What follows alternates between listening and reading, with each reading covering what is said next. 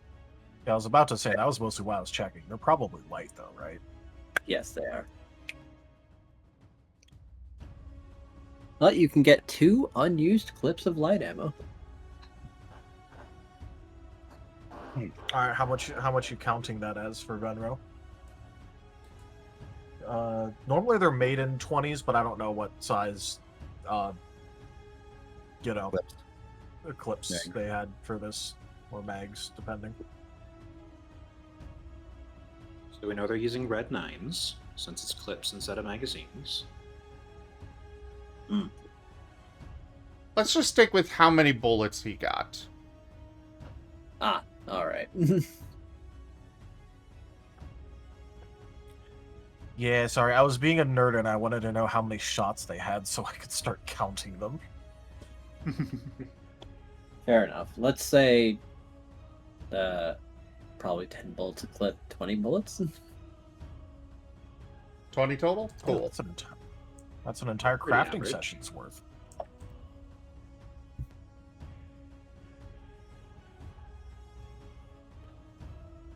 Well, I guess next, Venro's gonna go invisible and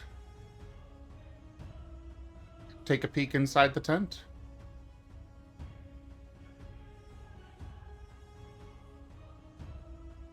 Alright.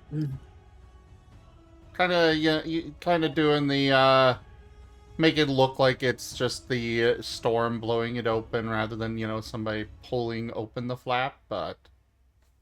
Understandable.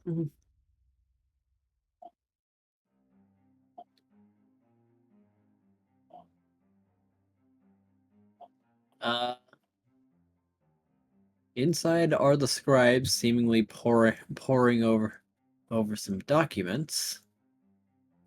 However, there is also a member of the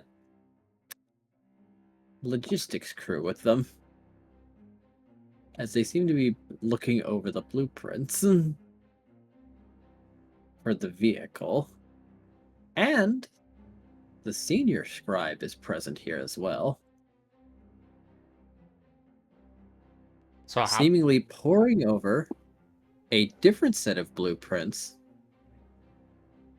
for what seems to be the factory.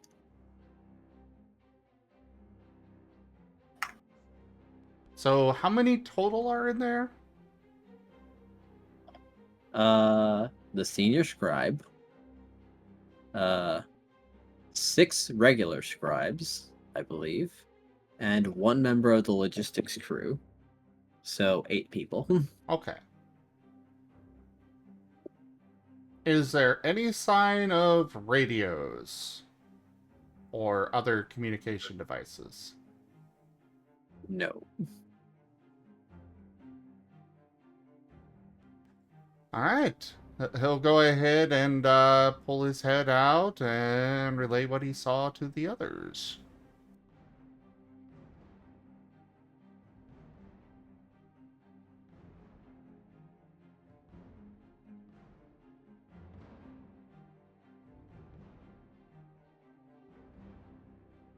Pardon me if this is drastic, since our goal is most likely to save land or kill them anyway. Do we tie the tent shut and set it on fire? I don't think that it's going to be... I don't think it'll stay lit with the, And he just gestures at the sand blowing everywhere. I had the same concern when it came to that. That, and it also very likely wouldn't be a lethal move, considering they can probably survive a little bit of fire. Yeah, they'll just probably run out. They also have blueprints in there that we may want.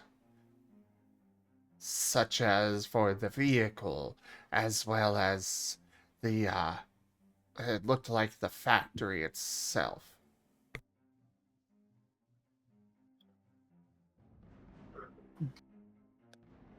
Was it like Sprocket a puts his night? lighter away. was it like a knight in there, or just another scribe slash support? Well, he relayed what he saw.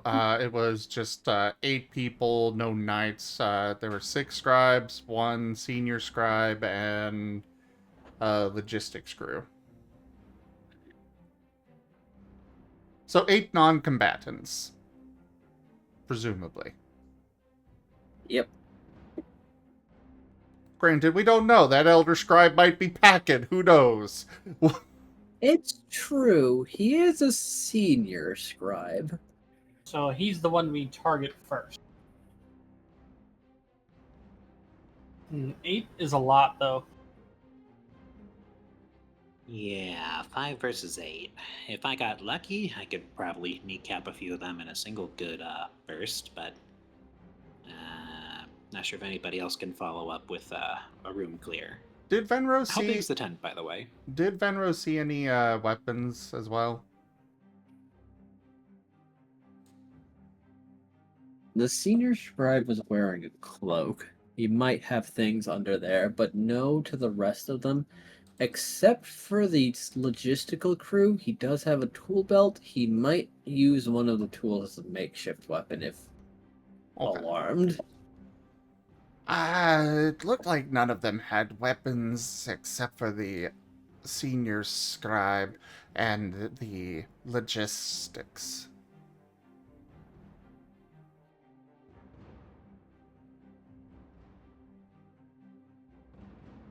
Got it. I think we can take them.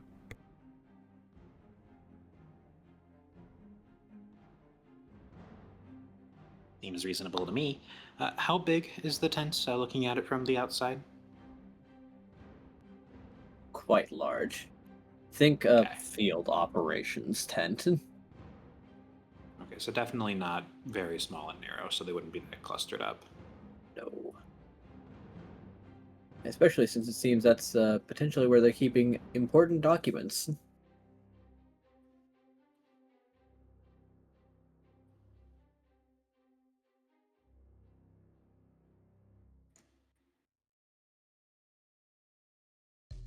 Well, I'm not certain how well you'd be able to sneak in, Luecinda, because it was pretty well lit. At least I'm assuming it was. But I could at least go and get a bite off on the senior scribe. And then you all come in as after.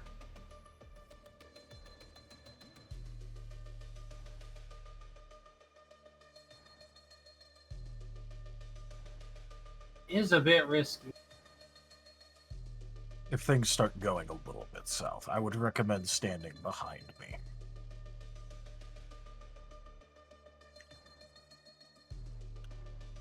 I mean, really, if they're a bunch of pencil pushers, then we kill the head scribe. They'll probably scatter into the storm and end up, I don't know, falling off a cliff or something.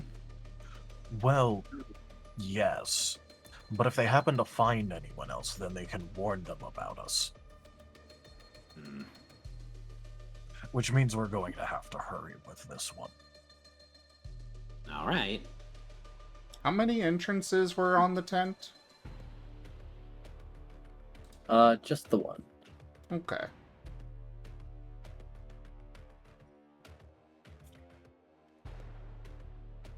And how sturdy is the tent? Like, is this a pretty good tent? Like, it'll take some effort Yeah. for them to cut their way out? Very likely, yes. Okay. I think that will be fine if I just go in first, and you guys come in after. In which case, let me check something I can do. My cheat.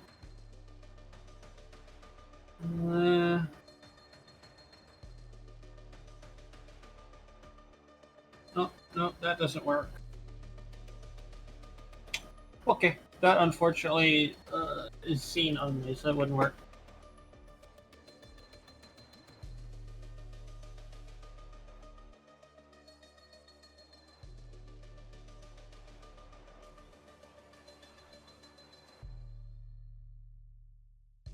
Well, good luck then.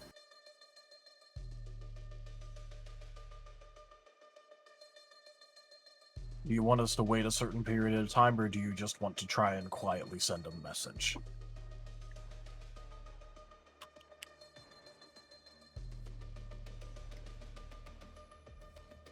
Definitely Planned on running in not. when I heard someone scream. Sorry. I would say just, give me like 6 seconds.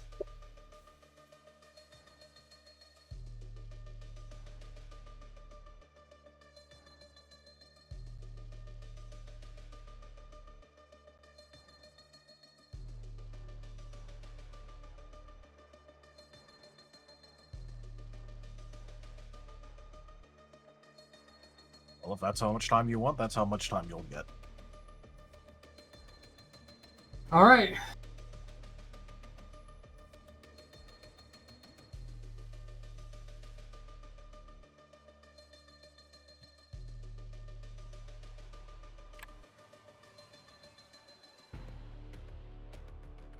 Alright, so Venro's gonna go ahead and sneak in and bite the senior scribe. All right. With none of them expecting this, roll your attack.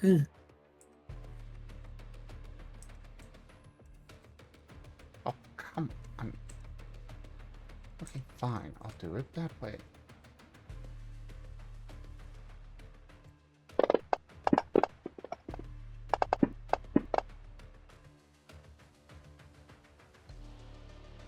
Oh, that'd be a crit, right?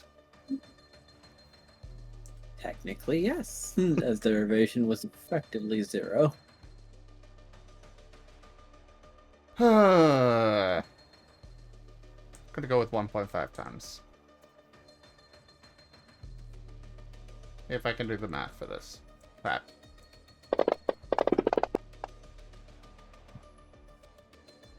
Oh, that's pretty decent. Oh, I forgot to ask. What's his relation with poison? This one is neutral. Dang. So that's only a 4 for damage. Let's see if my blight procs this time. Hey, it does! Ooh. Maybe. Now for the application. Yes. Inject them with your snuppy juice. Why do I not have that automatically calculated? How could I do this to myself?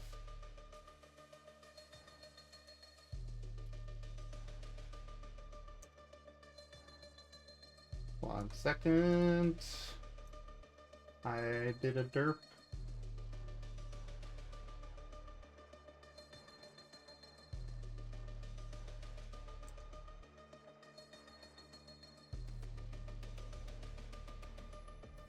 Welcome back, Ash. Hey, welcome back, plushie. Squish the plushie.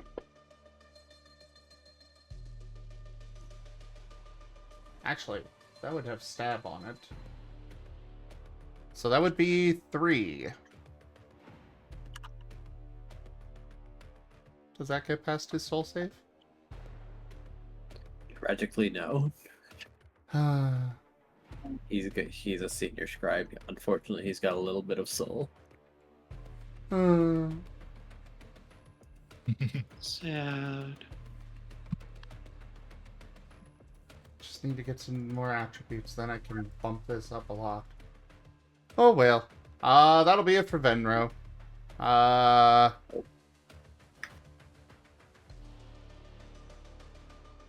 Will this be another initiative, or are we continuing the previous one? I'm good with rolling new think it's initiative, the new but... scene. Yeah, it is a new scene.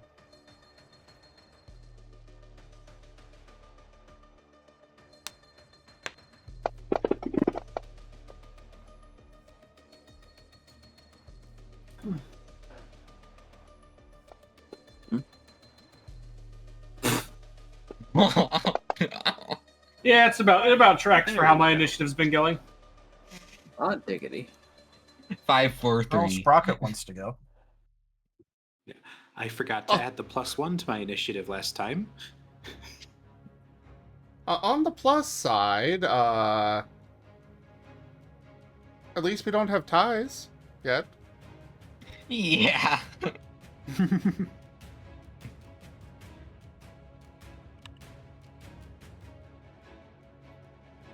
So the 5, 4, 3.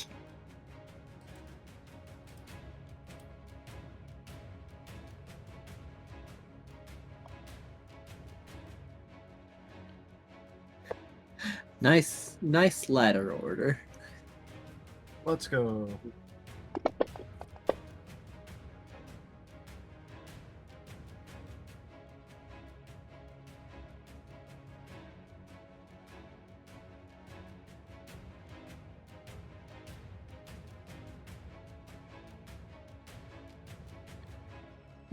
As I'll assume people are charging into the tent. Sprocket will be running into the tent, yes. Yes.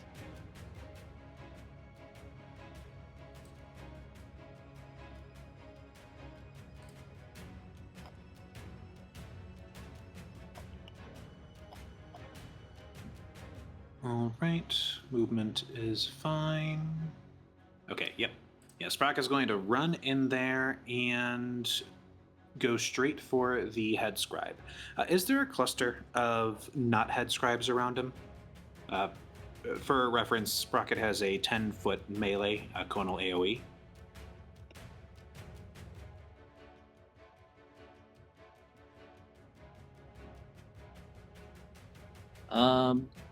Unfortunately, the head scribe is off on at his own table with his own papers. There are no other members nearby him at the moment. The scribes are all, or the other lesser scribes are around a table together. You can get a lot of them, or you can attack the head scribe.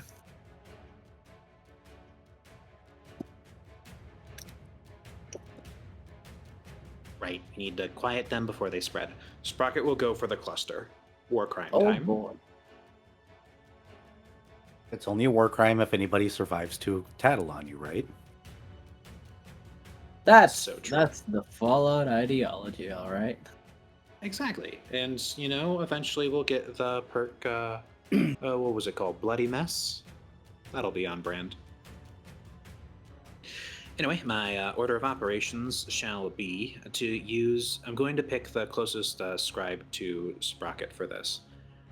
He's going to be using his ability Spot Weak Points to increase his accuracy by 1. But the reason I have to pick someone close to him is it has a 10% chance to taunt Sprocket to the person he's choosing.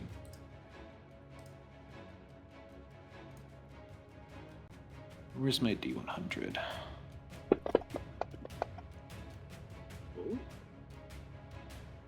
Okay, we're fine. He gets his +1 to accuracy, and then he is going to flash one of them, which is just quickly hitting them with a light from his eyes and then punching them. This is just a basic attack to give somebody a little bit of hit stun. That one will just be normal. Here. Yep, 5, 6. So it'll be 6, 6.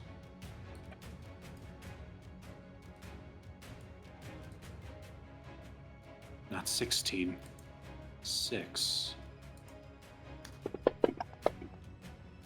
This one is just a single, just quick action. Would a 2 hit the one closest to him? Oh boy.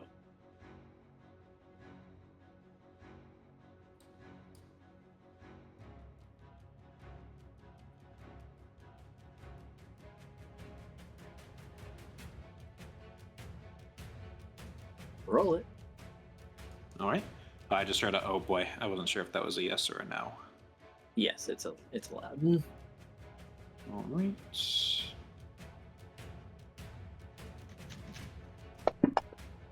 Let's It's not a very powerful attack, but it'll do 3. 3 light physical.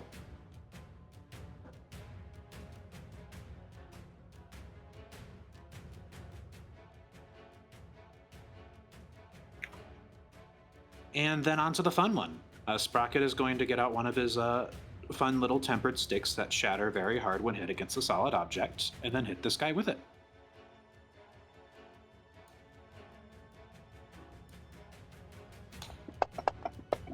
Well, the whole group. I am going to body those low numbers.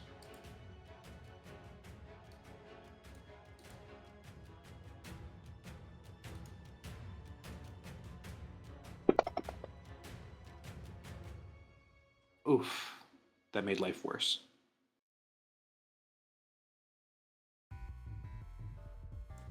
Yeah, just because I want to make this work, I'm gonna soul that one. Did you just body? Oh, can I not do both? Sorry. Yeah, I just bodied. Yeah, you can only Yeah, use you have to pick one type and boost choose at a and stick time. with it. Oh, So my you bad. could roll Yep. another body boost. Well, nope, you can't, can you? Why not? Yeah. Or just I already did my one. Well, because you could only do 2. Well, Oh, you then can the- body boost, but you'd only be able to roll 2 dice. Yeah. Yeah, wouldn't be able to be that one. Yep, my bad. So, internalizing the boosts. Oh, well. That will be then a... ignore the second reroll then. That'll be a 2 to hit this group in general.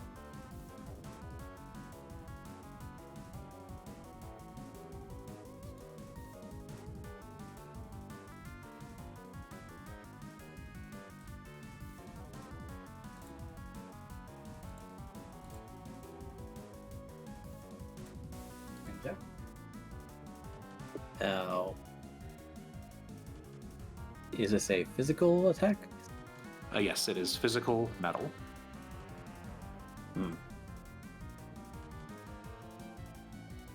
All right.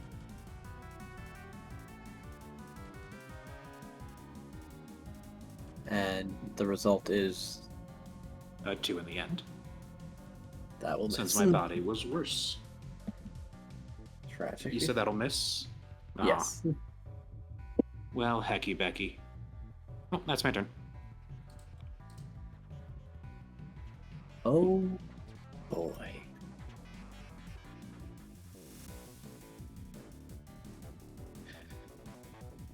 The senior scribe is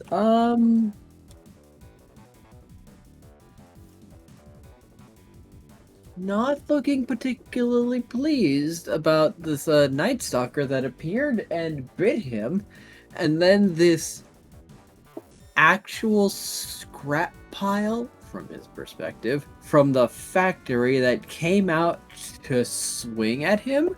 Thou there?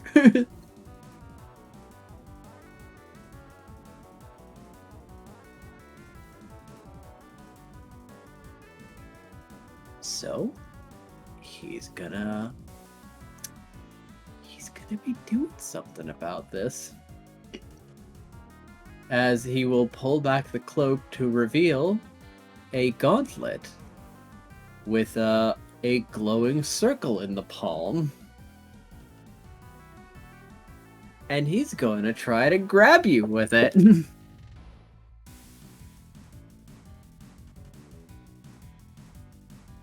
Oh no, do not the snubby.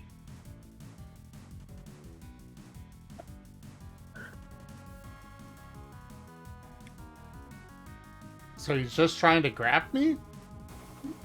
No. He's trying to grab Sprocket with this strange gauntlet. Oh, Just to make sure the positioning Sprocket went for the side group that was closer together instead of the head scribe. Oh, right. Not to push aggro away, but just wanted to make sure. Understandable. Then, yes, it said he will be going for Venrho. uh-oh. When the stealth build gets caught out. Unfortunately, this man's a bit speedy this time. I mean, at least he does actually have some evasion and such, so... Not that it helps much at this level. Well.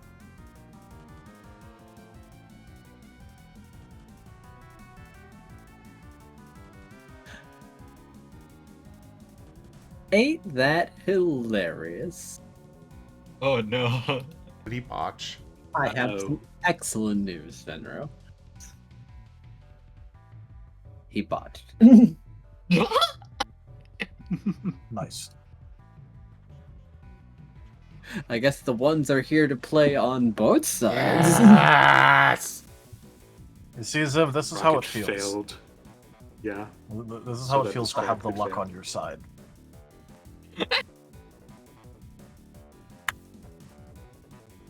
Let's just say I siphoned mine towards you, Venrho. I foresaw this coming. The omniscient Sprocket.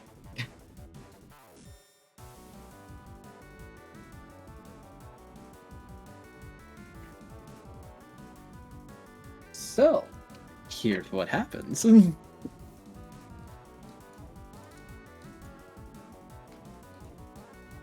He reaches to grasp you in his hand. What would you like to do in response? Bite the hand. I was just thinking he's gonna bite that hand. Yeah, biting the hand. That is just the correct answer. That is not a hand that's feeding me. I can bite it. Absolutely. So, you bite the hand, and your fangs dig into this strange gauntlet. And so, the energy that had been building inside the palm has run to a slight circuit failure. Uh-oh. Now, thankfully, by the grace of all mercy, not much was going towards that finger in particular, as it had been charging in the palm.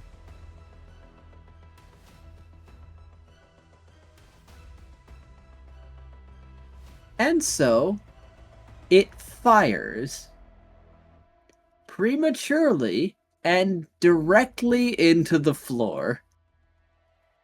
That's a laser glove. Laser gauntlet. Whatever.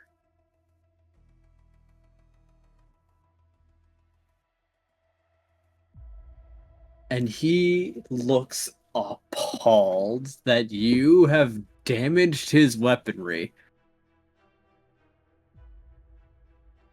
Simply aghast that you have potentially ruined his personal armament.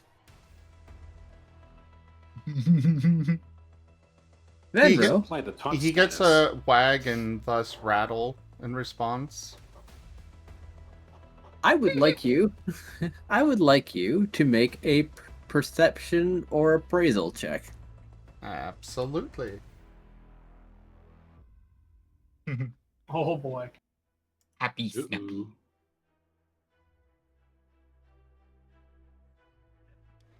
Well, I got the same amount of dice for either.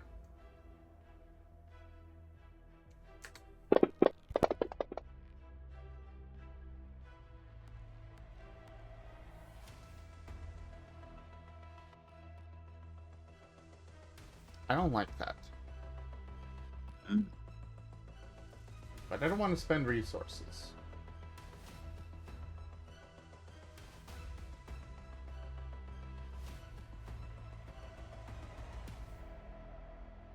Hmm.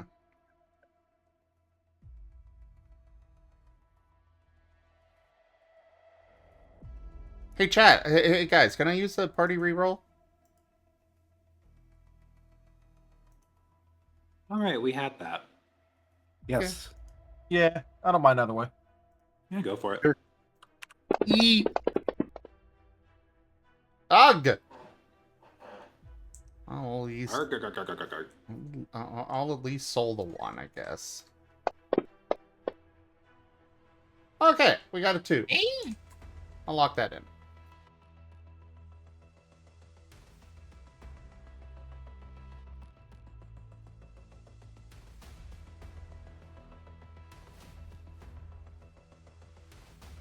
All right.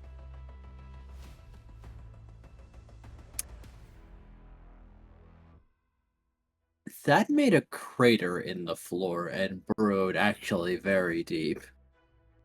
Oh! You probably don't want to get hit by that. Because I will inform you, this is a heavy energy weapon, meaning that it uses the mind stat.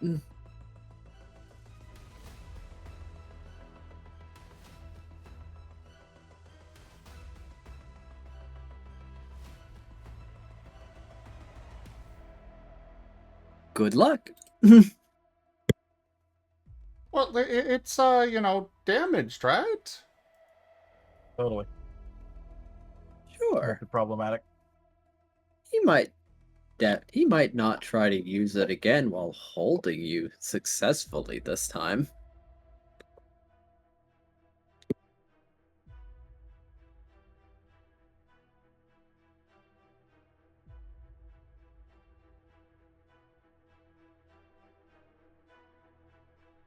Now, I'm not saying that it's a Spartan laser, but there was a something of a resemblance. The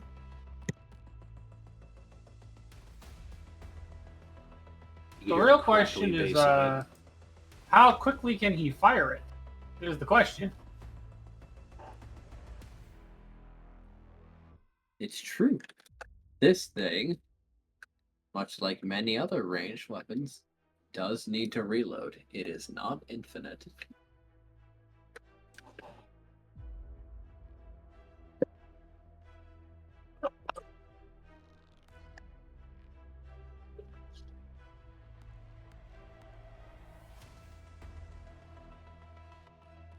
Perhaps someone else can appraise this enigmatic gauntlet. Hell yeah. Sprocket would like to. I'm pretty sure the sound of the discharge set is for on end.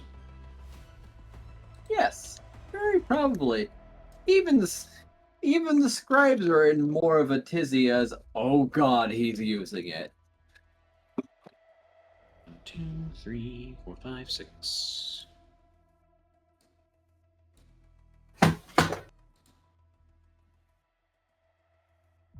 And yeah, none of my scrap appraisals will go for this because this is a fancy piece of machinery for fancy pants people. You see, this has an appreciable actual net worth, so you can't appraise it. Exactly. Well, it's also not in parts yet. That'll be a 5 on appraisal.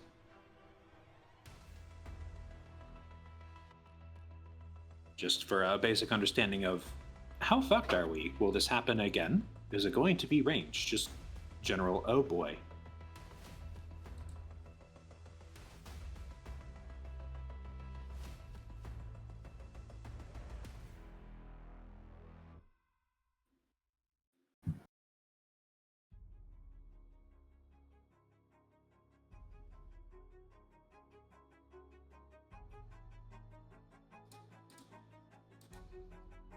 All right.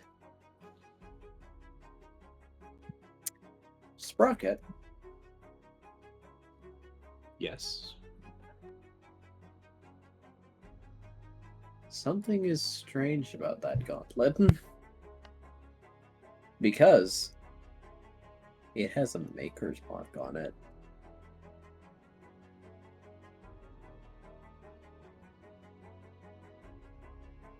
It is a maker's mark that you have never seen before, but it tickles some portion of your mind.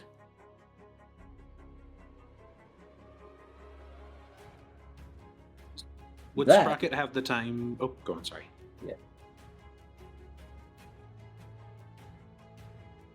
And set in the glass, in the palm, is a focusing crystal.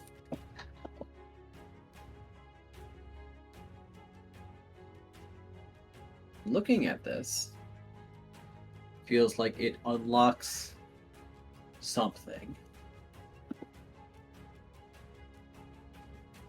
This weapon needs to recharge before it can fire again. So we can't do it in a row. So until the recharge happens, you are not in danger of the laser. Second, it has 3 shots before it needs to reload. Problem: it's a line attack. It will hit its target and continue moving.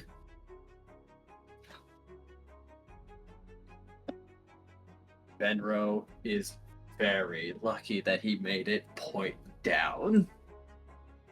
Ooh, boy. But this is not something that the Brotherhood of Steel has access to.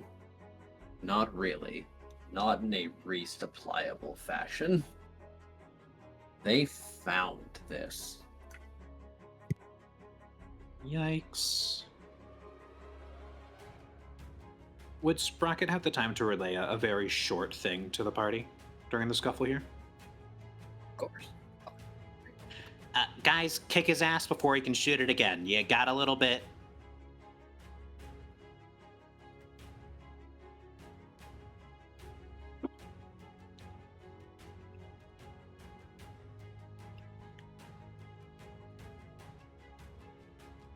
All right. Well, I guess it is going to be Hex's turn, who is going to hear that and not have context yet.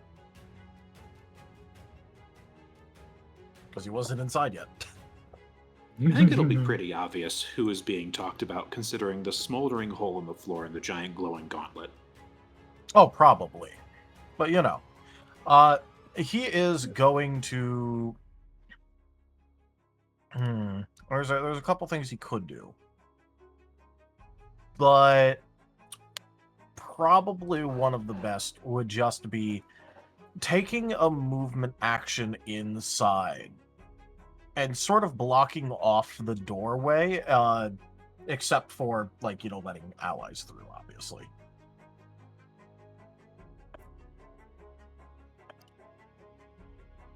And then proceed to just go ahead and take a shot. Because, yeah, he could swap what form this weapon's in. So he's just gonna swap it over to being a ranged weapon.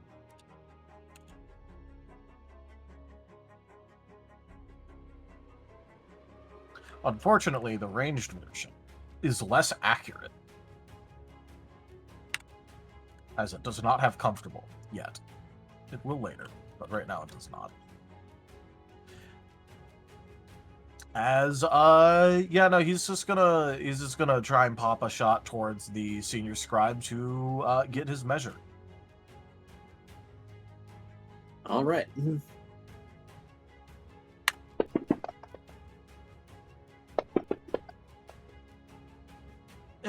Meddling.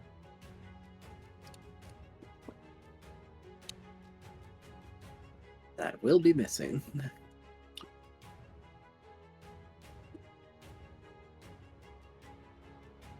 Yeah, I kind of figured on that one. I don't feel like using any more boost, so because I want to keep the one in reserve. Anyways, that's going to be his turn. He could do more things next turn, but movement takes up some stuff. Izul is going to move into the tent. And then see the glowing gauntlet person. Oh, that's why. And then run up to and attempt to hit the guy with his axe.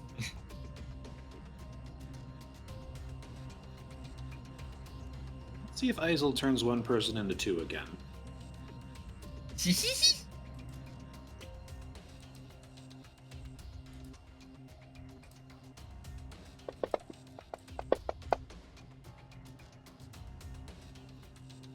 Okay. 3 is difficult to hit.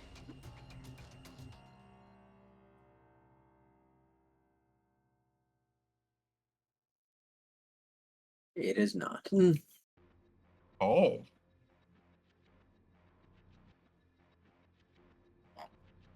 And that hits them. At least 5. Well. Poor Tal is being a robot. You call that role playing? I guess quick action then he'll trigger soothing warmth and end his turn. It's the one that gives preventative, right? Yeah, it just gives 1 preventative right now, but it's better than nothing. Yeah, it is.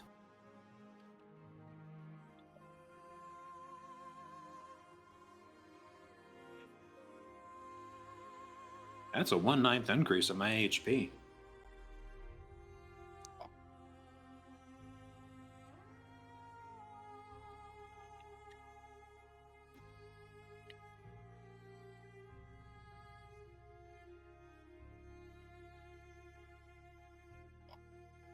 Well, anyway, we at least know that his evasion is at minimum a 5 normally.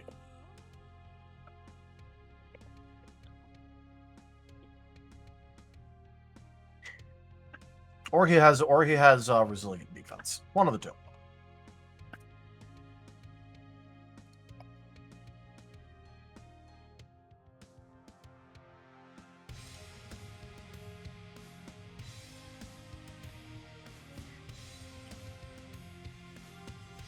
Well, hopefully we won't have to worry about that as Venrho bites the hand that bleeds.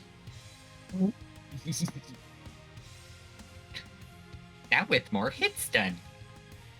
Yippee!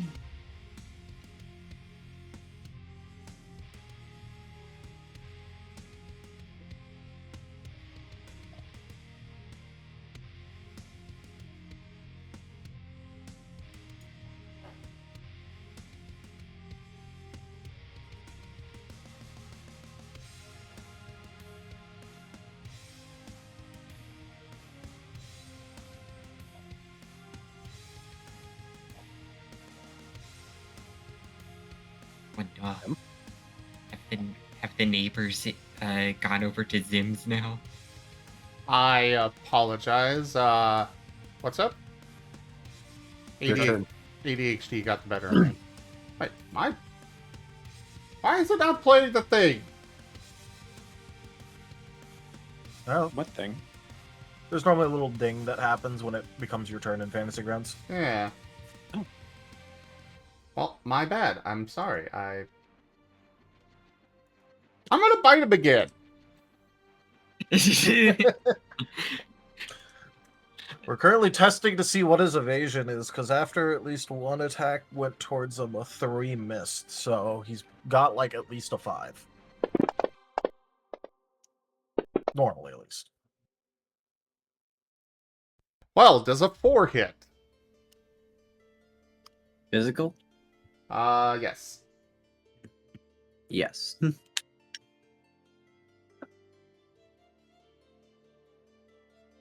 And you said he's neutral to poison. Yep. At least a 5, not higher than a 6. Ooh. Oh, that's a good one. Hey, Oh, nice. yeah, there we go. That's making up for it.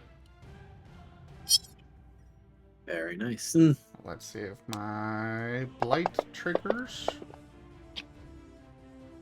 I got so excited when I saw the zeros, and then was like, oh shit.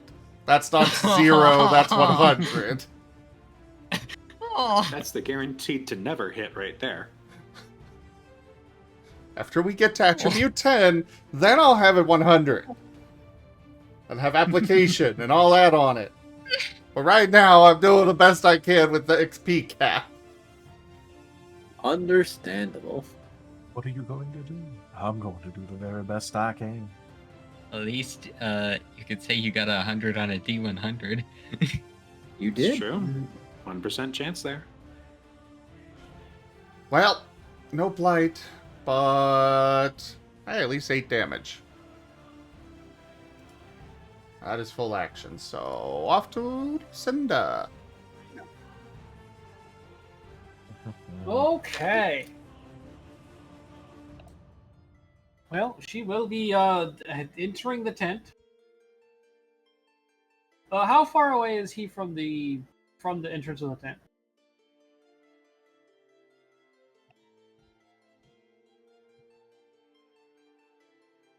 Hmm.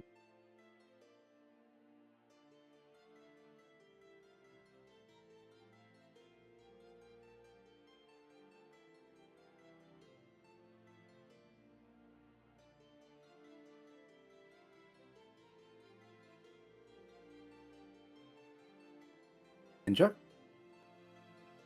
Let's see. I'm not very far, I can't imagine, since everyone had been around it. For effectively the charge. He had given you, he had told everyone that he only needed 6 seconds to do his first action, and then everyone was going to go and do whatever they were going to do.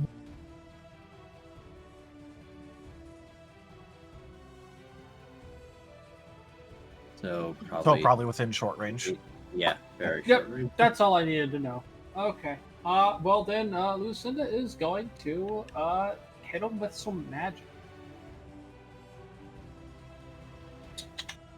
And an action.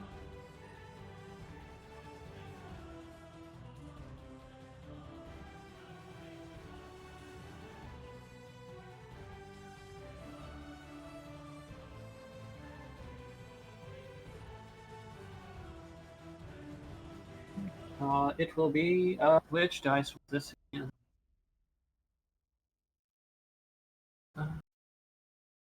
3, 4, 7. Okay. This one.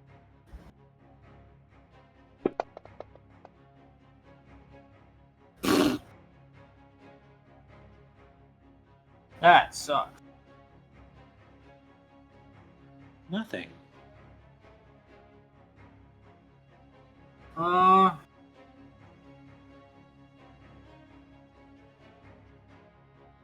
Man.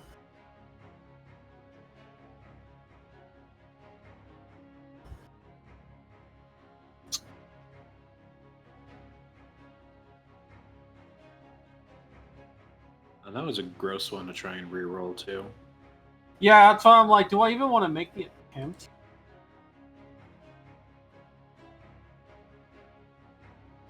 I need to hit at least a 3, which, if not for the ones, I would have been fine at.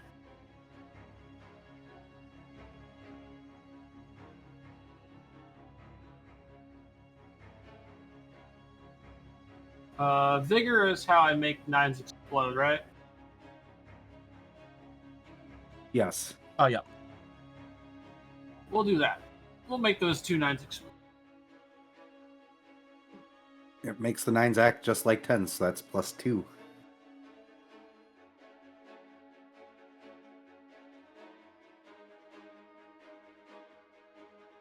Alright.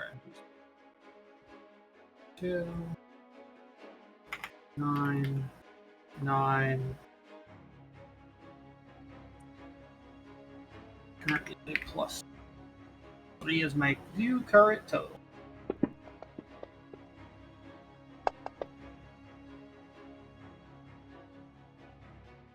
Alright, how does a 7 do?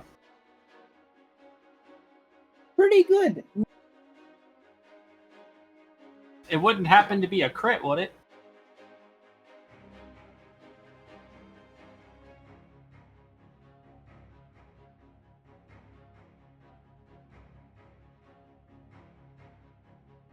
Let's see. This is still physical, yes? Yes.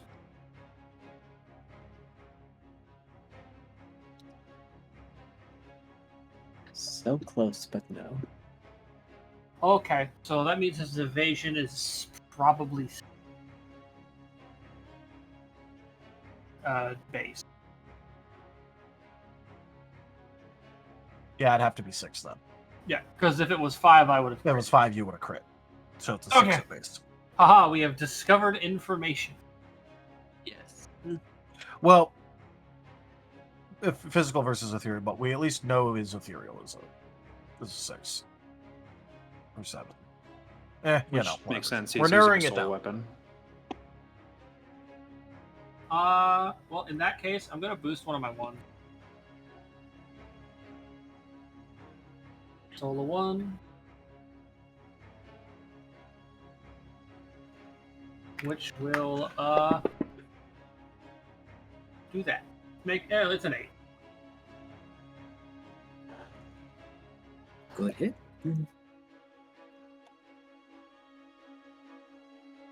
Okay. Does that put me at crit now? Yes. Excellent. I'm going to very much enjoy my 1.5 times. Let's. Damage is 2. Oh shit. 2 plus half willpower. Or no wait, is it?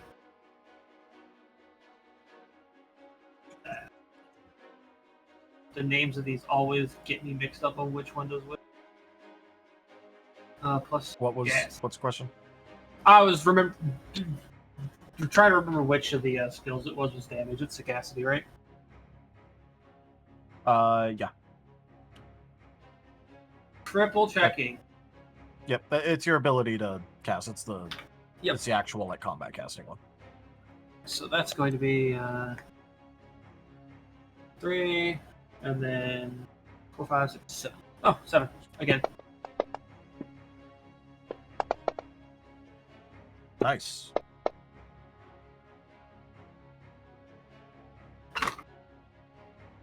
I guess I should have asked what his relationship with necrotic was, but I guess it didn't matter because we're 7s. Well, it might matter if he double resist or is double weak. True. He is neutral. Okay. Well, then that'll be 9 necrotic damage. Woof, woof, woof. Good hit. I mean, that happens when you roll 3 10s. Hell yeah. And then that will be my turn. I don't believe I have quick hit.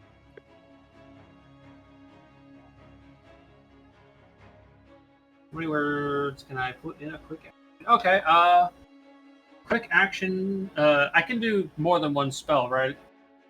As long as the other one's not a damaging one. It depends if it's offensive or not. It is preventative HP. In that case, yeah, you're good. Okay.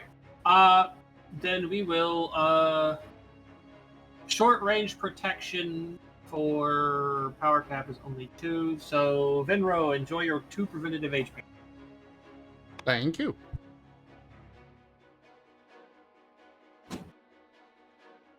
And that will be my turn.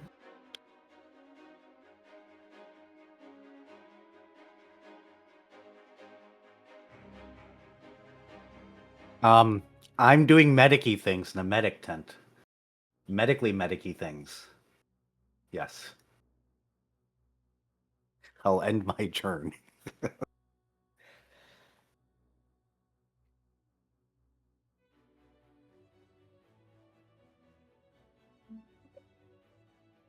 Sprocket.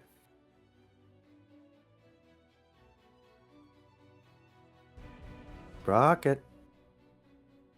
The voices were speaking to me. All right. So I do have a quick question for Enja here. The group of minor scribes Sprocket was accosting in a very, just in a failure way. Do they look like they would take actions of opportunity if he were to turn and try and attack the head scribe instead? No, they seem more intent on potentially trying to run away out into the sandstorm where they might be able to escape you. Does the head scribe look like he's taken a pretty good beating from the group? He is damaged, but He's still looking like he's got plenty of vim left. Or at least pretty far from death. If it helps, you could say if he's above or below 50% of his like positive HP. I think the term we settled on for that was staggered, funnily enough, but yeah. Huh. He is not staggered.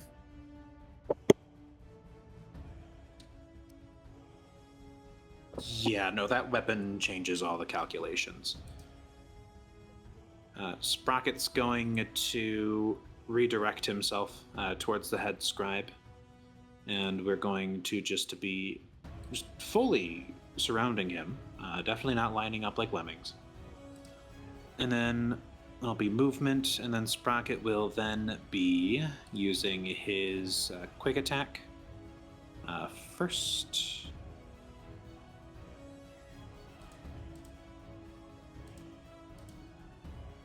I'm just about how far was the group of scribes from the head scribe?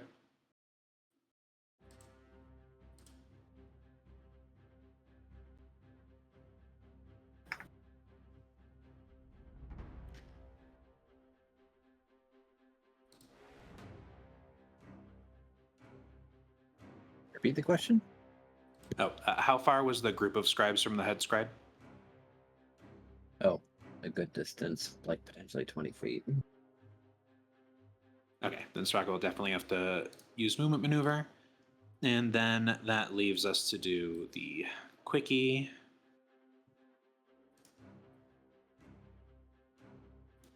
And then neutral against metal and physical. Oh, neutral against metal, right? That's correct. Ah, explosion, you betrayed. I'm gonna soul that one.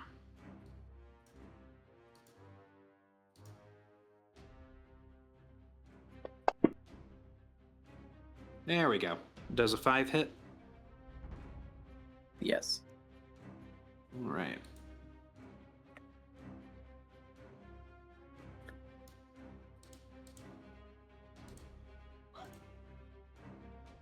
No.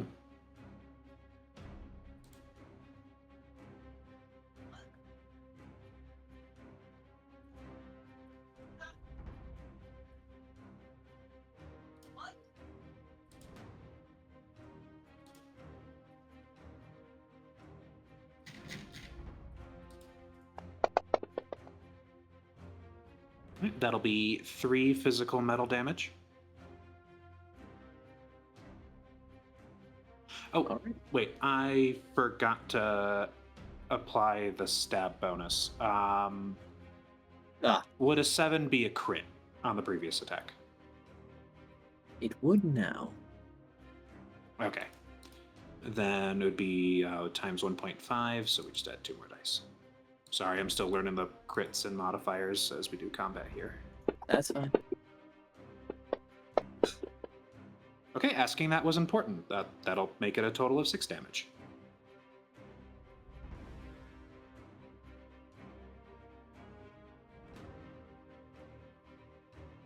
And then we move on to the normal attack, because that was just the quick action. 1, 2, 3, 4, 5, 6. Modify that properly.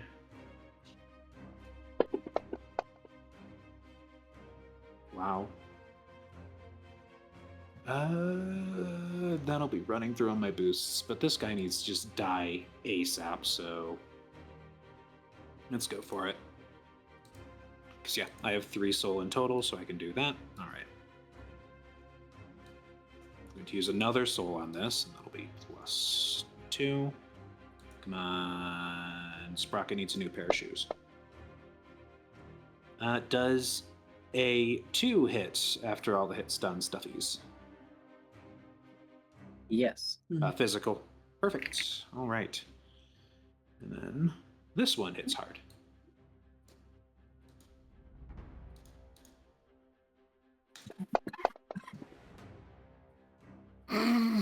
No, it does not. Anyways, the quick jab did 6 damage. This one does 1 physical damage. And that'll be Sprocket's turn.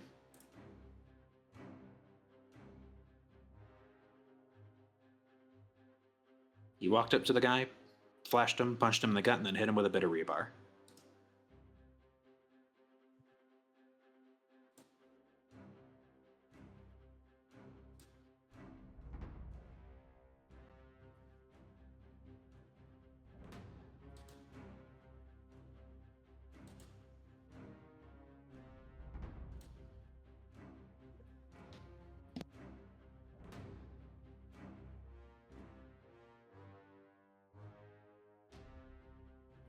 And now it's time to see what he does in retaliation.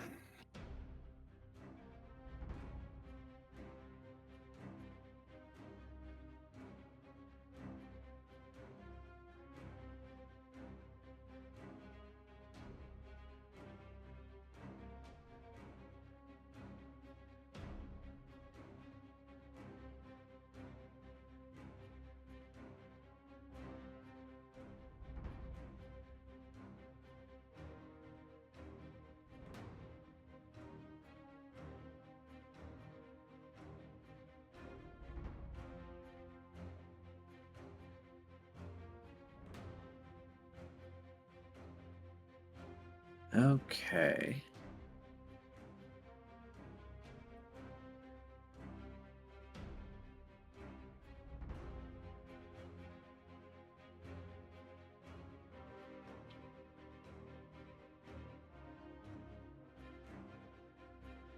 Will that be your turn, or were you waiting on me for something? Oh no, I said that was my turn. That was, yeah. Yeah, but you got to end your turn if you want to. Oh shoot. How do I do that? In the combat tracker, bottom left of it, click that down arrow. It looks like a little envelope. My bad. It's my first time interacting with the combat tracker. Okay.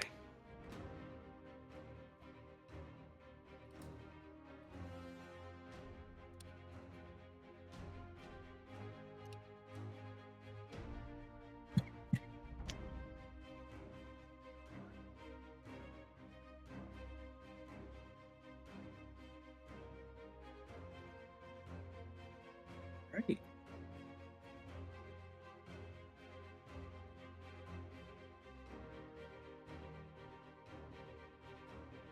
Whew. Let's see. The glove is still recharging, so he can't use it again.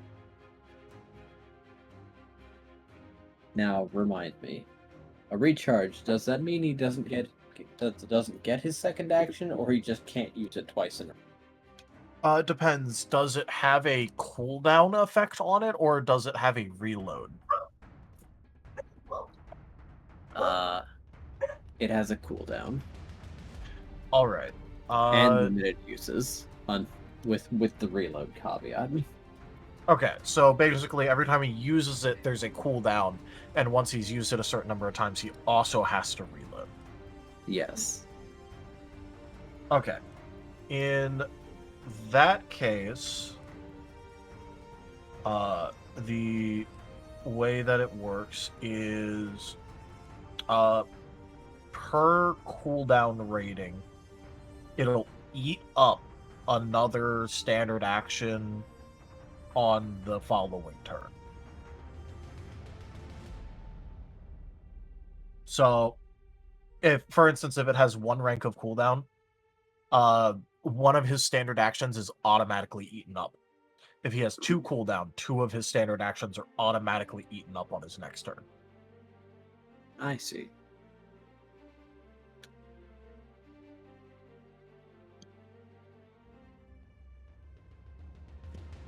So then if he has So he's 3, then, like, 2 standard actions this turn and then 1 standard action next turn. It works like that.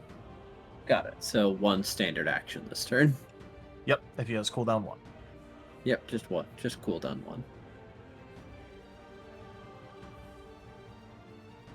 All right. The gauntlet hisses as steam escapes. But he's going to reach into his cloak with his other hand to shoot. Who is he shooting? You know Luecinda, actually.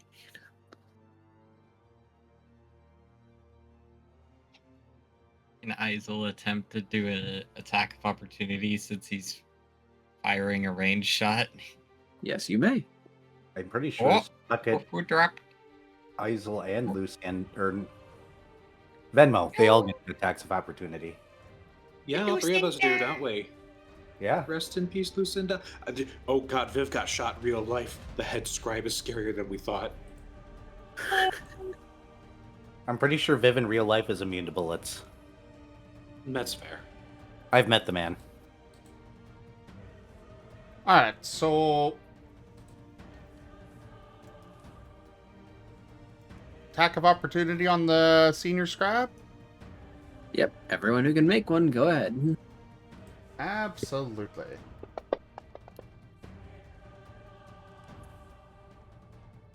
I guess that would. No, wait. It's his turn, so it's hit turn, stun yeah. reset. Yep. And this does not accrue any hit stun. Yeah, because it's during his turn. Yeah, I'm not You got wasting resources on that.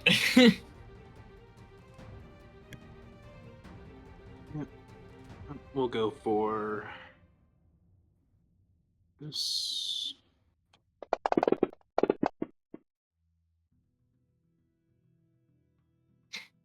One, two, three.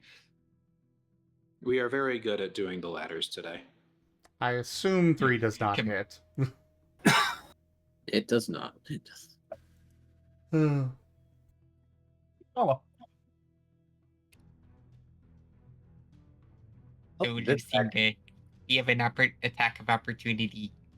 No, Lucinda's at range as well. Is the target. Yeah.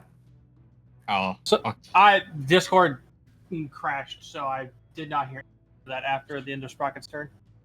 He Basically, shot it. you're getting shot at. A bunch of people took attack of opportunities. They all missed. Oh, okay. There you go. There's a recap. Well, that's great. I guess he really didn't like that damage. Probably Or not. he just, That's or probably. he just specifically hates Death Claws. To be fair, I'm pretty sure he hates all of us. On the plus side, at least you aren't getting hit with the laser gauntlet. That's true. Yep, that- Okay. That is not up yet. It's still hissing. It'll probably be up All right. next turn though. Yeah. What's he? What's the damage? What's the attack? Hasn't been made yet. Okay.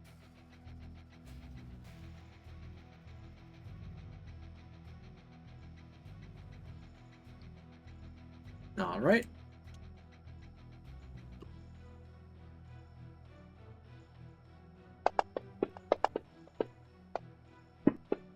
Oh dear.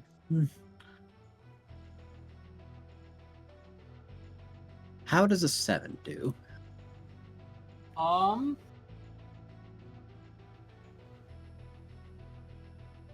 it's not a crit. Understandable. 7. This is yes. physical. Yes. Okay, yeah, not a crit.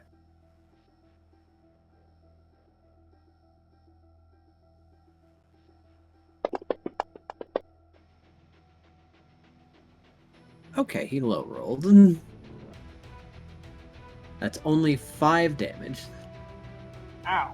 Woof. I'm gonna take a gander. Guess that. What was that, Viv? I said I'm gonna take a gander and guess that this damage is lethal. Yes.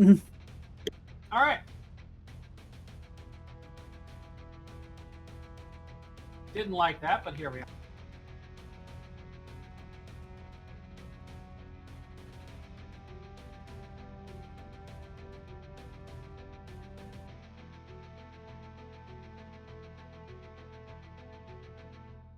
All right. That's that much. Okay.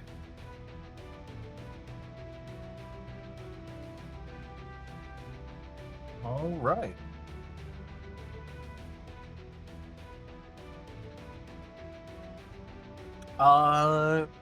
Cool. Cool.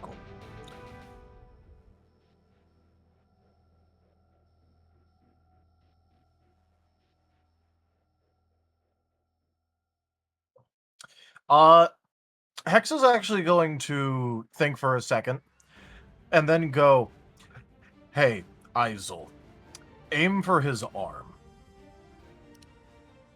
And he is going to hold up his attack for a combo.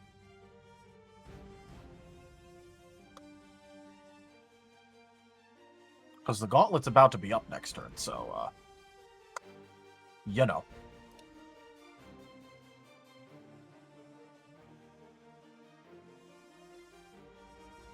And then besides that, take an aim action.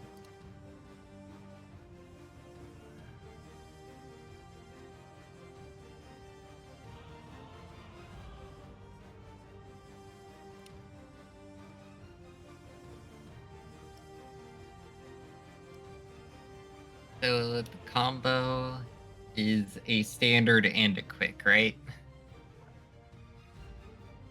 Combos are now Uh, just the actions that it takes for the base action. Yep. Okay. So in that case, Izul's first gonna attempt a strike.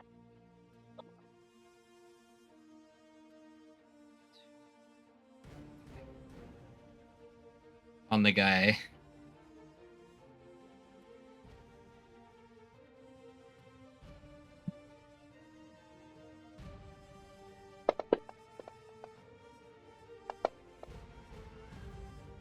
What the heck? Oh, You know what? the one I'm evil. gonna soul the one here, because this will help us a lot with the combo. Hey! That is currently a Currently a 3. 3, and then the explosion. Yeah, that's still 3. going to be... Still good for the combo. Yep, Does a double hit 3 done. physical happen to hit? I'm gonna guess no. It does not. Okay, at least that's double hit stun from the strike. Yep, 2 evasion hits done. Then he is going to do the combo now by utilizing his weapon to All right. attack. Gonna go for his arm like Hex wanted you to? Yee. Alright, cool. Because what Hex is going to do is, because considering he called that out loud, what he's going to do is wait a second until after Izul starts swinging, because this guy is going to, you know, move his arm out of the way and probably pivot away from it even, considering Izul's going to explicitly be swinging for his arm. So Hex is going to shoot at his pivot leg.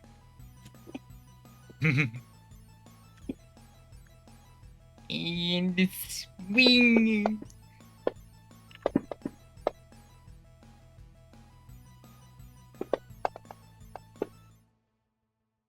Wow. Wow. That is aggressively bad, and partially why I Wow. wanted to save a boost die.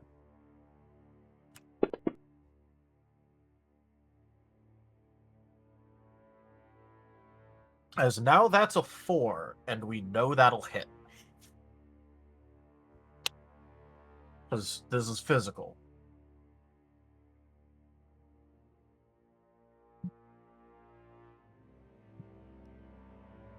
It will.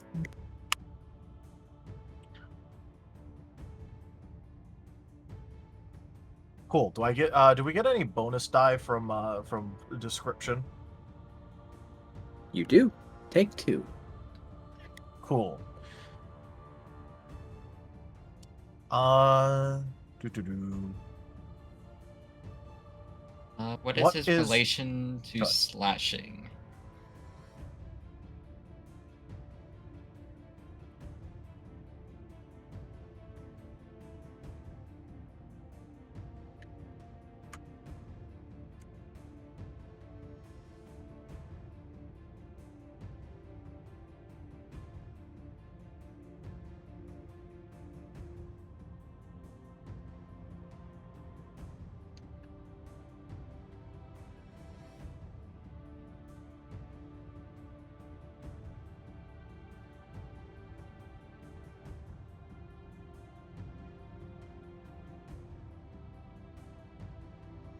in case it didn't come through. Neutral to slash.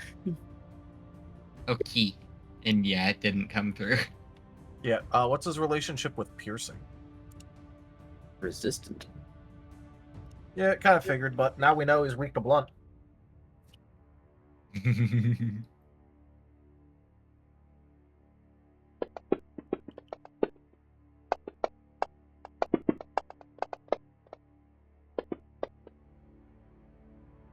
Oh, the true combos tonight.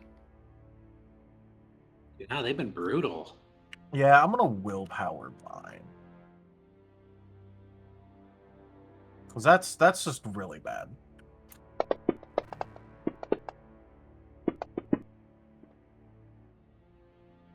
Well, 5's a lot better than 2. What am I working with here?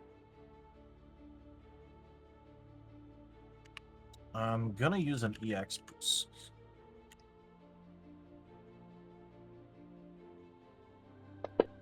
Actually, yeah, I'll use my EX boost die as well. On the 1. This is technically a mini buff. Bonk, down to 0.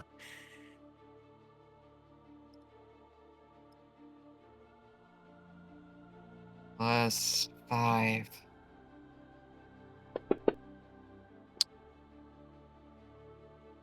Oh, I should have done And- 6.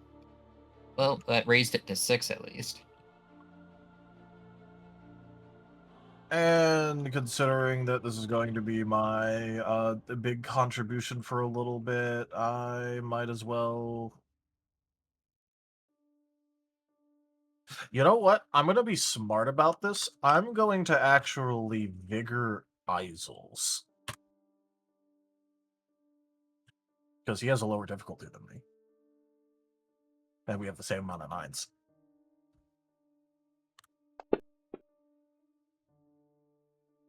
That brings it up to a 7. Yours up to a 7, yes. So 13 total.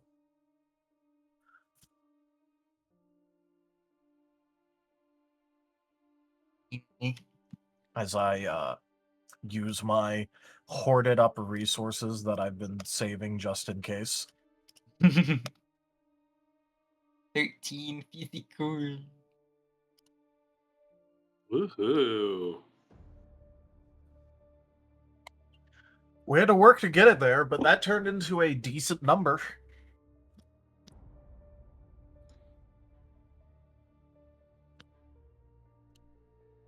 Great number, really. As now he's staggered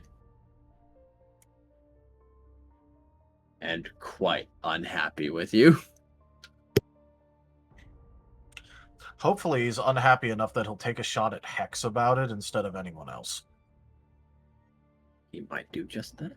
And then Izul, to end off his turn, will quick action Soothing Warmth again. As long as you activated it once, you don't have to reactivate. Yeah, you just have to activate it once and then it sits there. Okay. Just question. Does Soothing Warmth just provide you go up to 1 preventative, or does it give you 1 preventative every turn it's active? So you can only have one source of preventative health at a time. And it basically sets you, like in the case of Soothing Warmth, it's equal to Luecinda's, I think it was Presence. Izul. Oh, Izul's got it. Yeah. Okay. So it's equal to Izul's Presence.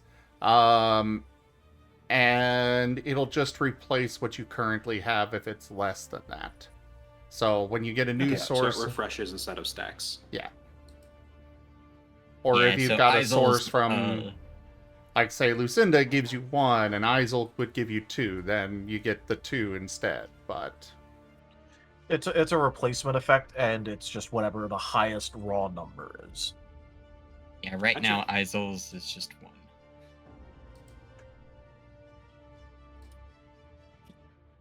Hey, when the only HP that matters is the last one, having another one helps. Yep. Does. Either way, His aura for range. Venrho, hey, Luecinda, you want to go at them together?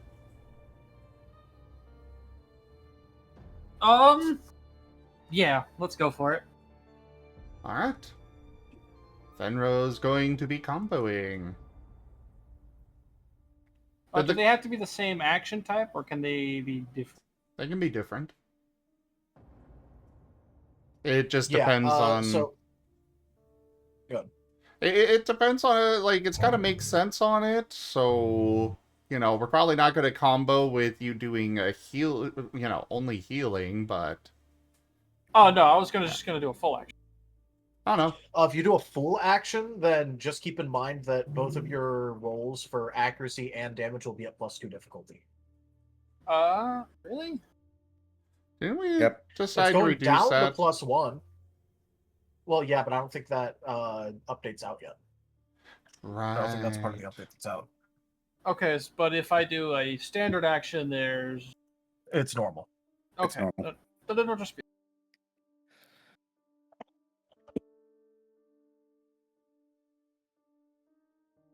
Well, in that case, with the Alright. combo, Venro's going to do a standard, and then for his actual turn, I'm going to go ahead and strike.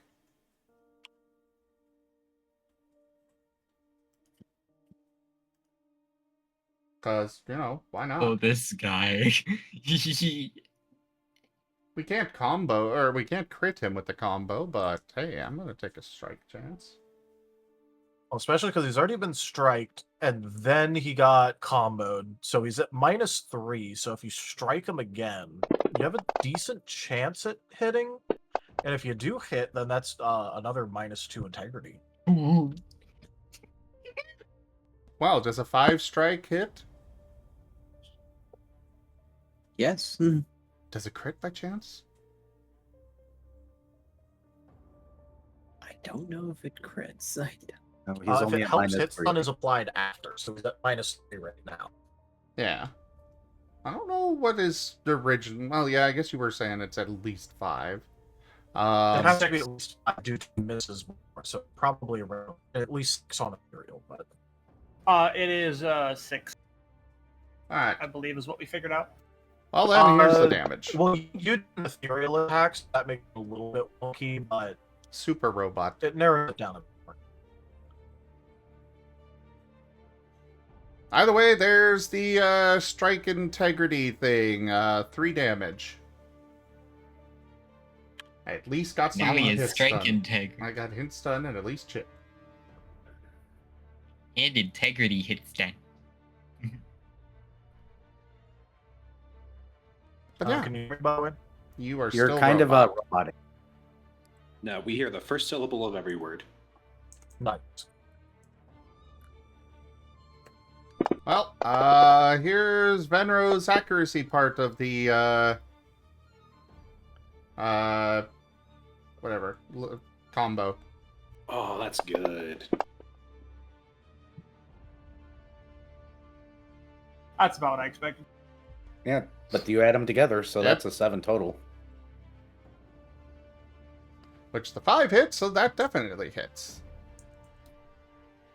And he was neutral to poison.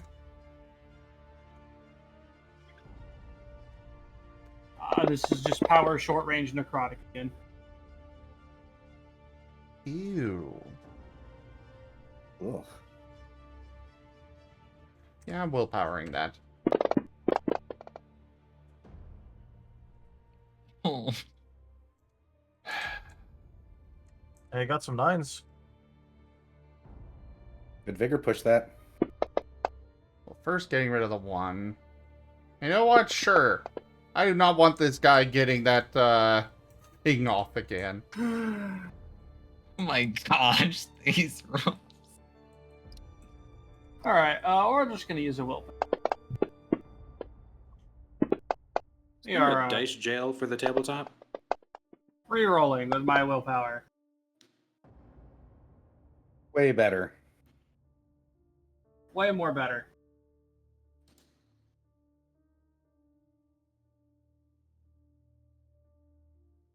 So it looks like a total of 12 physical damage, right? I'm seeing 13.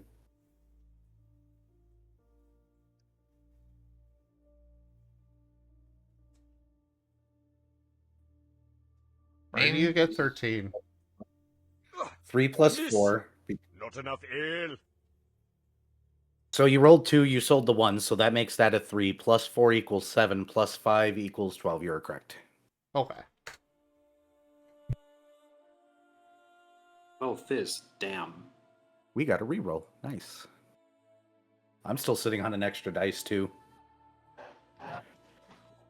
I still got 2 more willpowers. So, Casters.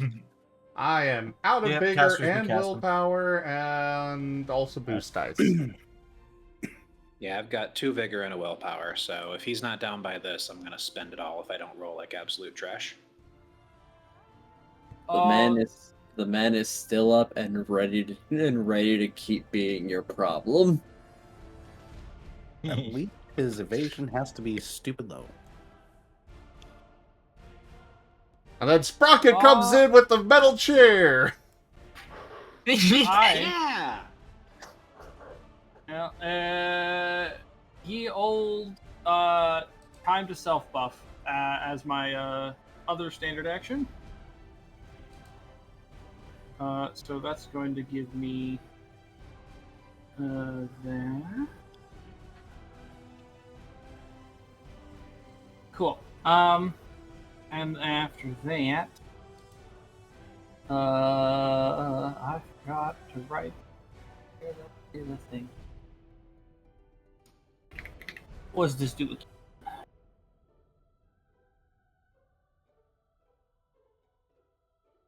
Ba-dum-bum. That cost me.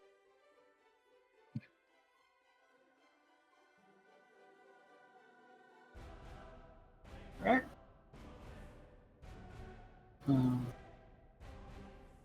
Cost me that much. Oops.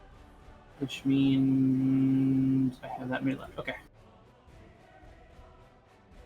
Yay, magic, making me think. There's a reason we tell people that it's strong, but it's kind of for advanced uses instead of it just being like a lol lamau I cast fireball. Well, that's why I've picked up other stuff so I can do nifty things. Yeah.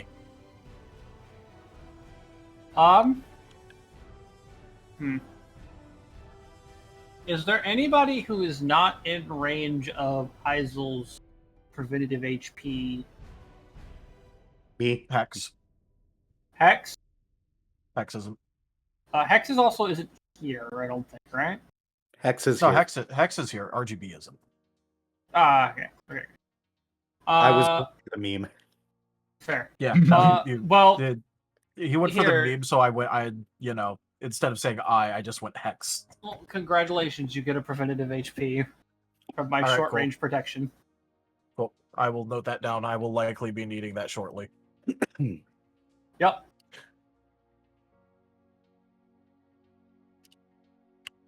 Marked. Hey, that might be the difference between life and death for you. Yep. Right, Dr. RGB is currently pulling a piece of shrapnel out of somebody's shoulder and will pass the turn.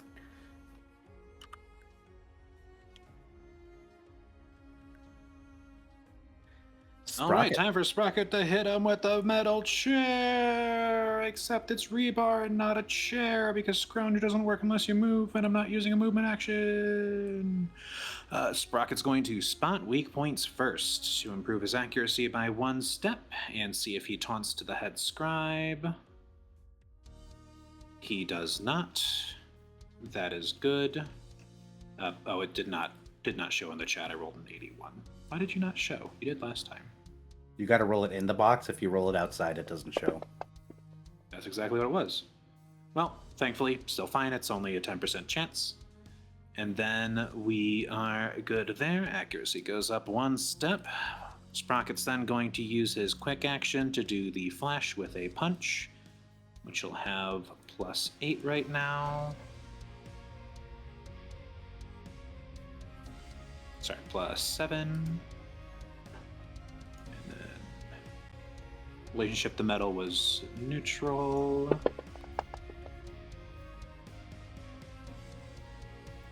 Youch. Before I do anything, does a 2 physical hit right now?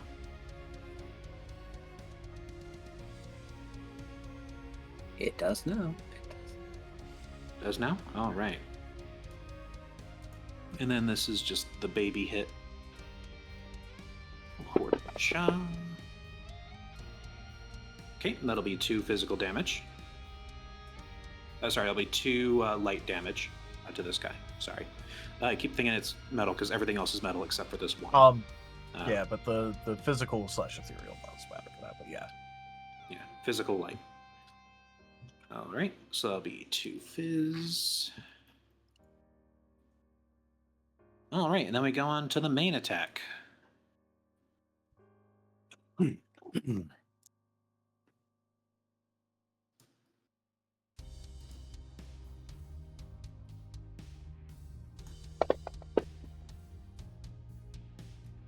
That might crit. That might crit. Yeah, does a 5 crit. Yes. Beautiful. So we'll increase the number of dice rolled by 50% post-construction. So that'll bring 7 up to 10. No, 7 up to 11. Yeah. Oh, up to 11. Hell yeah, round uppies.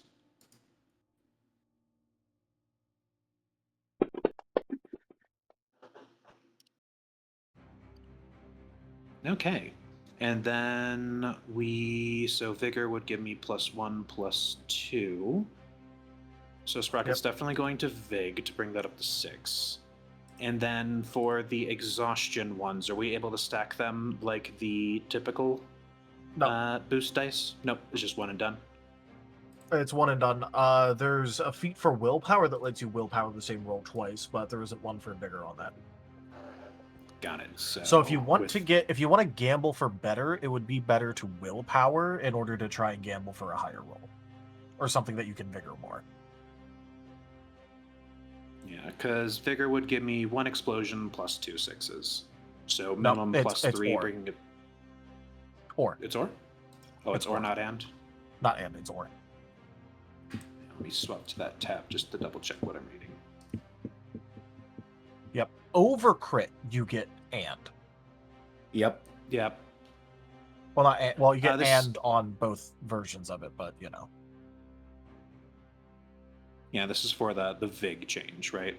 Yeah, this is vigor. So it might be better to, if it's more gambly, but you might get a better result, or a more vigorable result if you willpower. But you could also alternatively get something that you can't even vigor. There is a party do... currently available. Got it.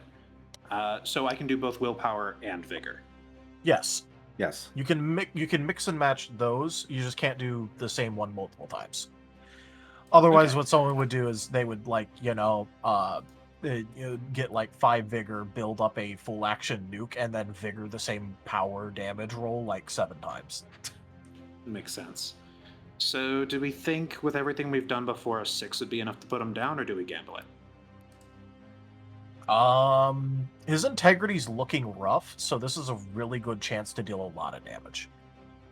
Gamba, Okay, gamba. so let's As gamble you're it. almost guaranteed to be doing close to true damage at this point. Okay. Are you okay if this willpower roll sucks that I use the reroll on the group? I'm fine with it. All right. Doing willpower first. Yep. Right. That does mean that your vigor is back. That is way better. So much better. Okay. And there's 2 9s to vigor in that. Yep. Yep, 2 9s. So that is 1 willpower down. So that's 1 exhaustion and my will gone. And then I will use vigor to then add +2. So that makes it +9. And then I get to roll 2 more dice. Yep, don't forget to change your crit range because you're choosing the crit range. So that's the second and third 10 changed to 9s. Yep. Okay.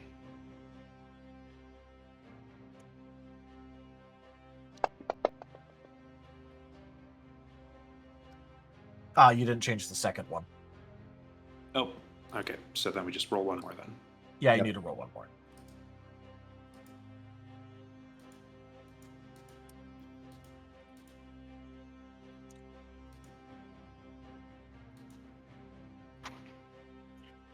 Yep. E9, S9.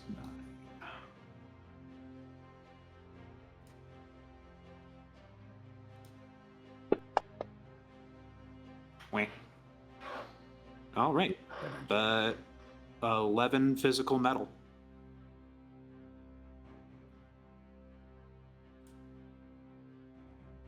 I have This one was a excellent really, really news, sharp Sprocket. piece of rebar. Yeah? How would you like to bring him down?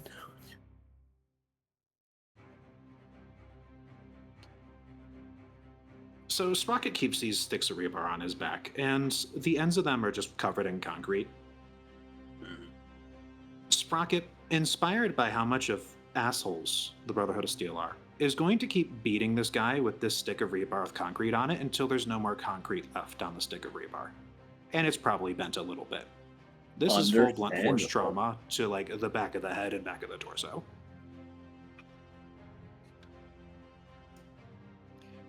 By the power of rebar, I smite you. By the power of rebar. How about you tech-stealing assholes pick on people your own size? I'm pretty sure that's against their weird religion. They're always punching down. It's practically a rule.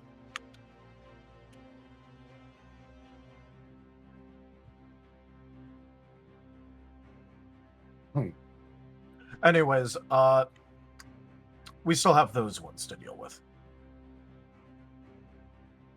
The scribes Yeah. are fleeing to the best of their abilities. Hex is standing in the way of the door. Oh, that's a problem then. Remember how I said he was going to stand in the way of the door? Yep. Oh, yeah, he is an excellent blockage. That's why Hex he is now stood the here door. instead of getting close to stab the guy. Very minimal chances of anyone escaping if he's just standing in the way. Do we need to turn the camera away as war crimes are committed? I'm This might not just be a- expecting much of a fight from any of these guys. So... Just all of us turn towards the scribes and then fade to black. The question is Hey. if we bother taking the head scribe alive, because I don't know if he survived that. I know he's Oh, no, definitely there at was least no- unconscious. There was no surviving that. Sprocket Alright, went cool. murder mode. All right.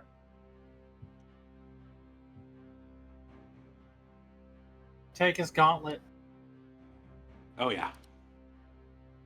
That's a light type thing too. So you can extra grab it and try and integrate it. Sprocket will be in the market for some upgrades once we're no longer in war. There.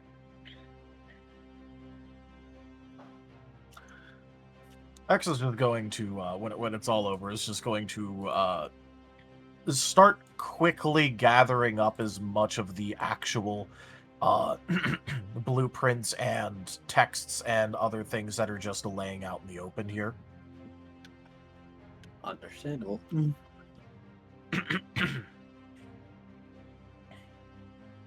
I don't know if anyone else wants to initially do things with Aftermath.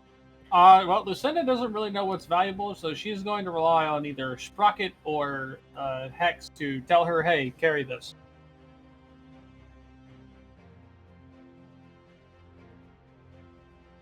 Sprocket What- wouldn't be the best with the blueprints. He's going to be focusing on getting like the glove and the actual physical equipment inside the tent that's useful, so he Yep. can direct you there.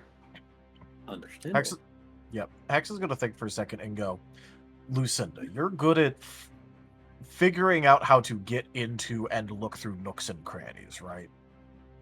More or less. All right. In that case, go ahead and see what they might have hidden around here. Okay. What am I rolling for this? That would generally be like an investigation or something. Perception and investigation. And I have 2 in perception, 1 in investigation. Investigation is usually better for finding hidden things. Fair. But hey, you might be able to get your get any maid related specialties to apply. Which is why Hex phrased it the way that he did. Checking to make sure that things are kept in properly secure locations. Yep, literally asking Lucinda if she could check to see if they cleaned up. Yeah, sure. Or if anything is notably out of place and not cleaned up. Like finding a random ass thing underneath one of the desks or something that's not supposed to be there, out of place, unclean. Correct. So, am I able to get a bonus die for this? Yes. Excellent.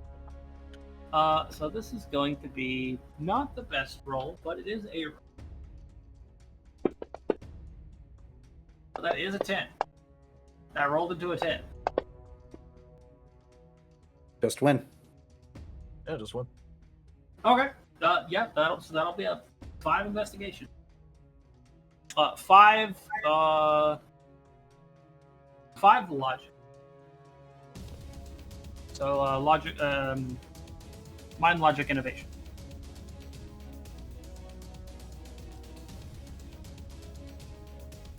All right. Or investigate.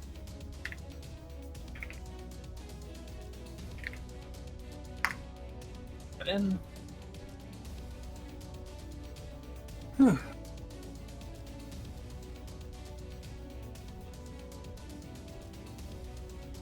I have some great news, Lucinda. oh boy. The papers that the head scribe had been looking at are particularly interesting, actually. But there is a compartment in this tent that was actually hidden. Ooh. That you end up discovering.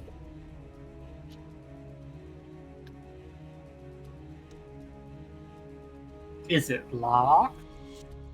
It's not. We are opening that sucker. Yep. What do we get? What do we get?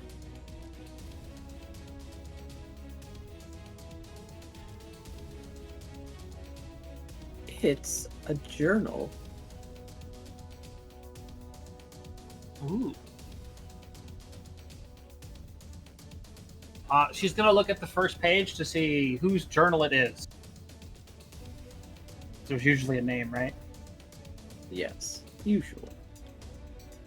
But here's where the confusion may come in.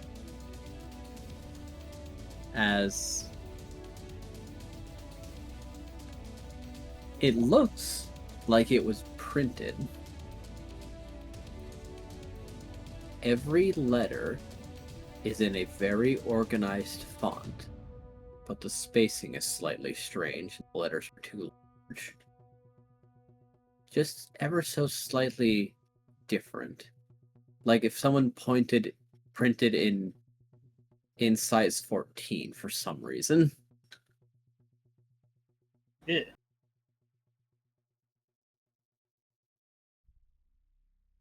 She does not like this. It's peculiar, to say the least.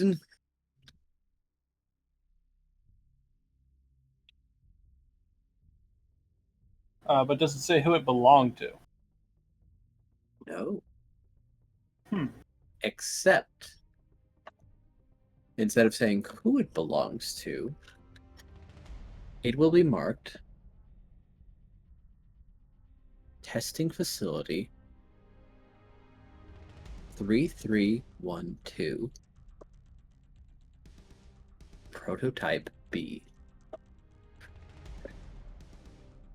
3, 3, 1, 2. Oh, did I miss something and combat's over? Yeah, combat's over. Oh, okay. That Chip, is yep. Prototype 1B. Yes. Sprocket beat the scribe's head in with a rebar stick with concrete, and we basically fast forwarded because the rest were nerds who can't fight. Fair. Yeah, there's a mosaic pixelated censorship bar over the corner of the tent where their bodies are heaped. Yeah. Yep, Hex is grabbing up all the blueprint stuff. Sprocket is looting the main guy's bodies, or main guy body, and potentially going through the secondaries. Luecinda was sent around to search the nooks and crannies for hidden shit and found a drawer that has a book in it. A hidden compartment specifically that had a funky journal in it. Venrho, for his part, will be studying the blueprints for the vehicle. Since the original plan was he was going to try and drive it. Yep, Hex will leave that one out for him. If they're I around. guess Izul will be keeping a lookout to see if anyone is approaching the tent. A little hard to tell in the sandstorm, but doesn't look like it. Lucinda is also going to carefully collect up all of the papers that the head scribe, the senior scribe, was messing with, and adding those to the her pack with the journal. We can sort it all out when we get out of here.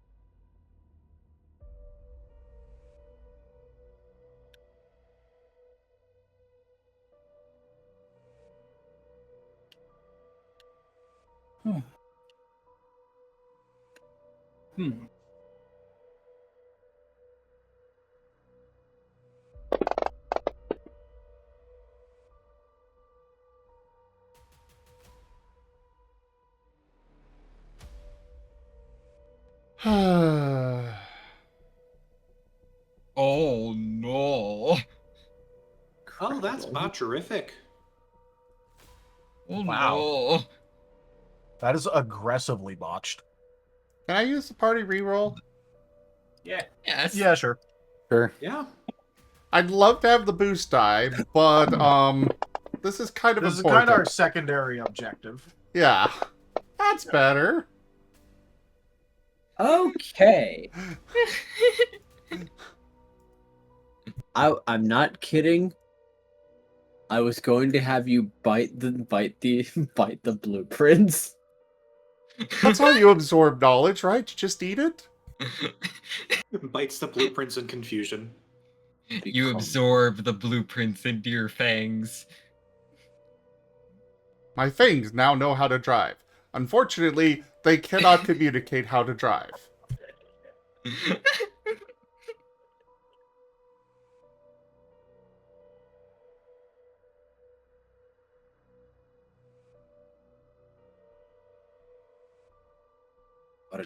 What a tragic shame.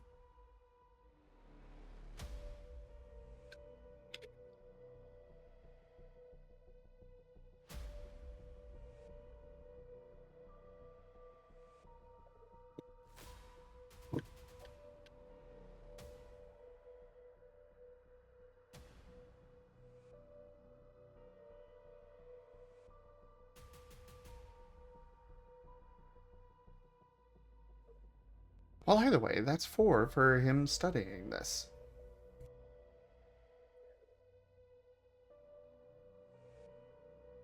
A timely reappearance. The dungeon awaits. Kieran Snowden just resubscribed for 39 months. Razim Pat.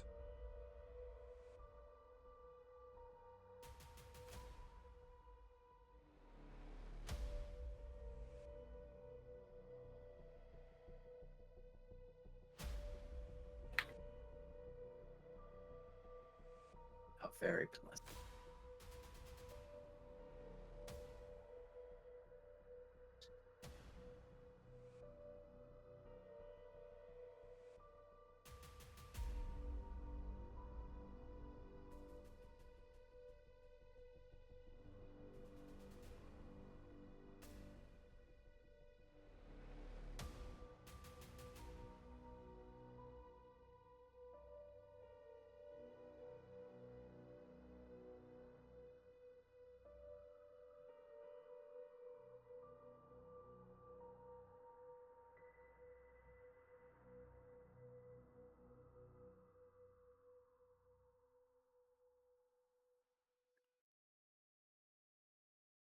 Hello? Hello? Yep. Okay. So, the controls are certainly going to be tricky as it seems to have been curiously designed to be operated while in power armor.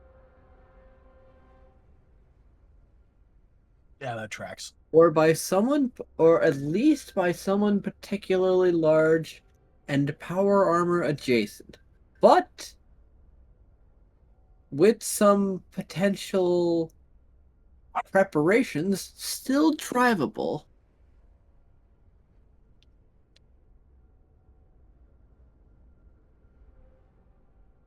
These people have never heard of WD-40.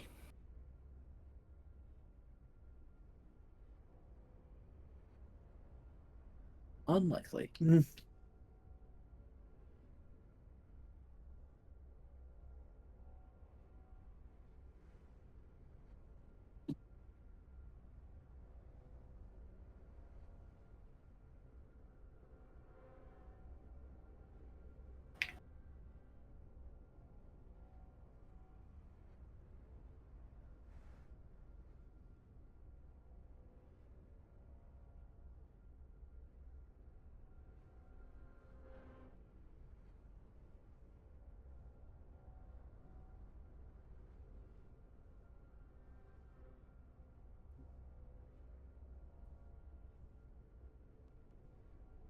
Oh, it's looking like I'm not, well,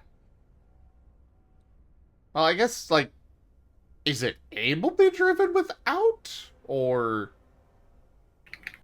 You said probably with some workarounds.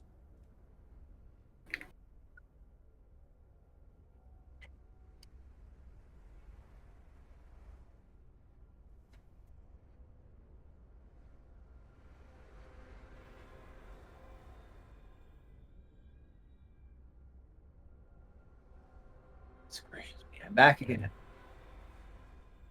Alright, what happened? I was asking A lot if of it awkward silence. can be driven without, power armor? Yes, it'll just be difficult. Okay.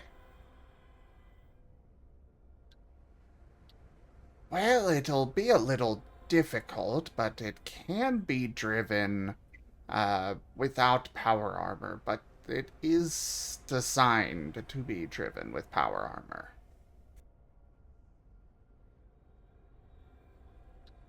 Well, the only two people here that are power armor sized is me and Luecinda, and I don't know how to drive at all. Luecinda, do you know how to drive at all? Does she have navigation? No. No, I'm not a chauffeur. I'm a mate. All right. Well, I have an idea then. How about we ransack this camp a little bit in order to try and find out where they've been repairing the power armor at, and see if we can't grab you some shells.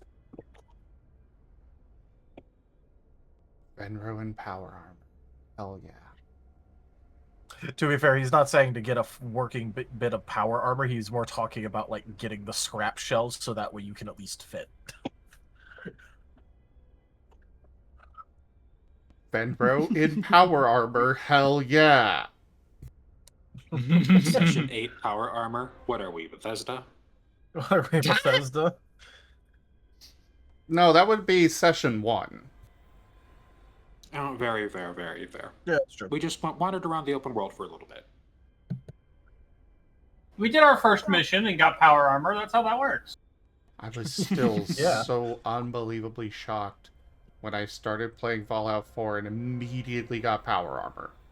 I was like, wait, what? And it's not Isn't like this supposed to be difficult to get?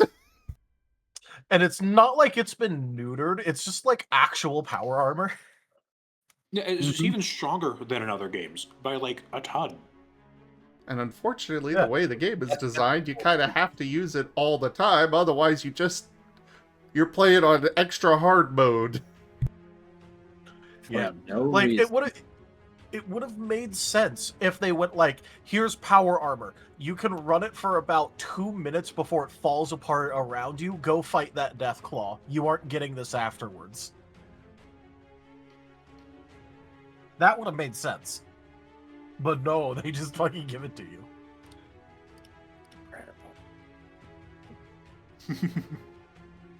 Yeah, power What armor an with like idiot. basically no charge. It's completely screwed up. Like that would have been the way. I have What had an no inspired- issues with finding enough power cores or whatever they're called. Power. Yeah, the you can find them in armor. random garbage. You can literally find them in garbage piles. Also, do you report Guru to the Time Police? They've played Fallout 5. That shouldn't come out till 2068. That's optimistic. Send him to the time, baby. That's optimistic there. Sorry, you're right. Fallout 5 happens canonically in the same year it would happen in the world, like 2252.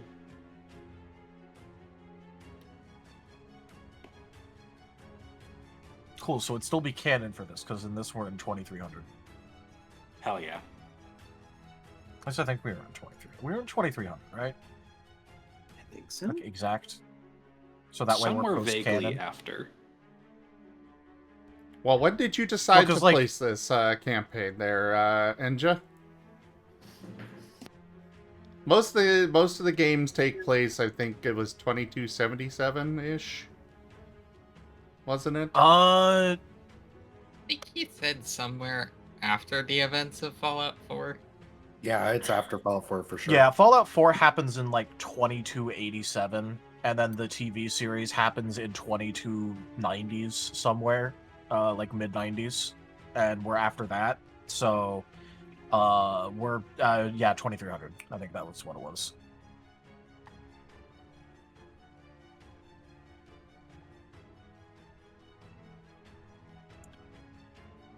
Yeah, that sounds right. So yeah, we can look forward to Fallout 5 in the year 2300. Hell yeah, I won't be alive for that. Yeah, you're not Mr. Housing it up. Sprocket, didn't they say as long as you eat within your proper diet, you can live for a very, very long time? True. According to what they said, I'm already probably a couple hundred years old, which is existentially dreadful, considering I only remember about 25-ish of those years. First 2 years were a blur. Relearning language and time and mathematics is difficult when you're already a fully grown being. But yeah, can we put me in power armor? Like, we might have to put like sticks in the legs for me to reach the pedals at the bottom, but I think that'd be fun.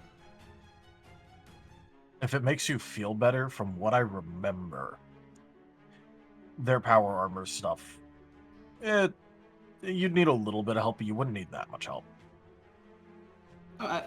Actually, it is one of the few really cool details in Fallout 4 is like there is somebody who is a double amputee in the legs who uses power armor for their legs. So it's doable even if you're short. Yeah. It's more about Hex being like having to rattle around his memories a little bit to go like, hey, wait, am I right about this? Anyways, the world's not Because ready for for some Sprocket reason, power all armor. of the robotic beings in this campaign have memory issues. Of different varieties. It Well, seems yeah, as if that's funny. a very common theme in Fallout for robots to be existing far longer than they should be and having memory issues due to it. That's Fallout. Ba-ba-ba. Yeah. Did you want to do your cutscene now, Enja? Because we're getting Sure. time, so it would be a good time for you to close out with the cutscene if you wanted a cutscene. It's true. Not required, however. But we might as well. With back over in front of the medical tent. Power armor is some tough stuff, and it can take a lot of abuse, but it can't keep taking abuse ever so one-sidedly from multiple sources. The knight does. It's a valiant effort, as he will be displaying his abilities even under repeated constant fire, and he will take out 3 janitor units, or at least as much as he can, as they are effectively cleaved in twain before he finally stops with the suit literally erupting into flames and falling to pieces around him. He collapses in, and there is the smell of burning circuitry, wiring, and meat. And even then, they shoot him they shoot him again still. So, until they are definitely sure he is dead.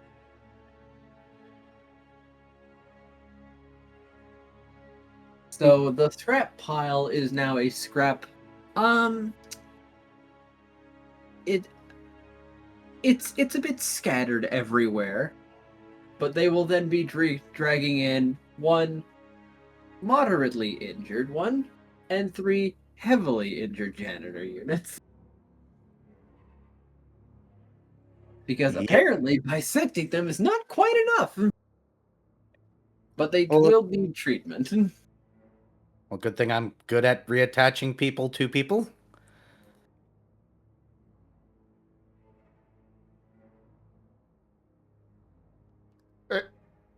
The way you worded that means that you're going to take the different, the 3 different ones and turn them into a Proto-Cerberus protogen. I don't know how badly injured their bodies are. A proto-Cerbogen. A proto-ttrpg. Okay, this confirms it. I'm getting into my Cerberus arc. All right, Sprocket's gonna have 3 heads by the end of this. Man, the joke almost came out of my mouth. I managed to hold it back. Let's go. I'm not going to be playing the only Cerberus. But yeah, you want me to roll the medicine check with all my surgeon stuff added? Go ahead. For the whole reconstructive surgery. Hey, I finally get to roll something tonight. That means I finally get to use that additional die. Woohoo!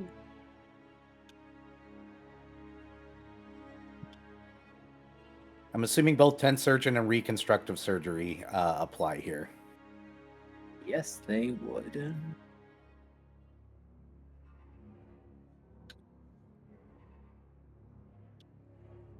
then additional dice. Woohoo! Thank you, Furry, for 10 dice.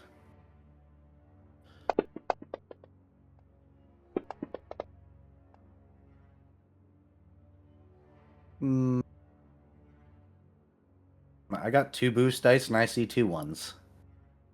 That is very true. Not like I'm going to roll anything else tonight, so... Wah! Have a 9.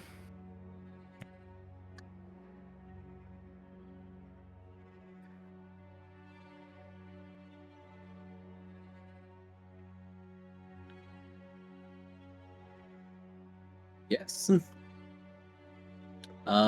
You will be able to get them back into a recoverable position,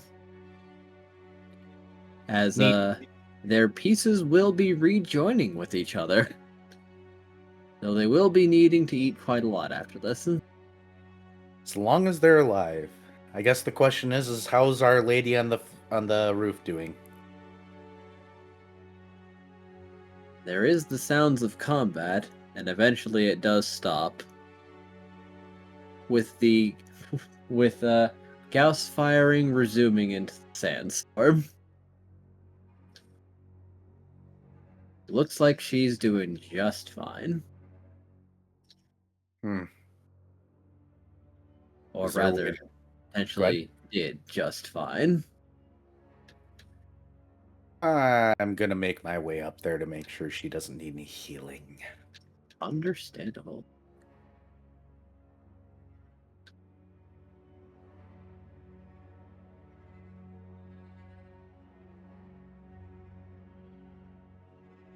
And make sure it's actually her shot firing off the Gauss gun and not some crazed paladin. Shooting blindly. Paladins are not smart. That's true. This is also a senior paladin who that like kind of automatically makes him at least a little bit crazy. Yeah. Beware the ones that have grown old in a profession where you die young.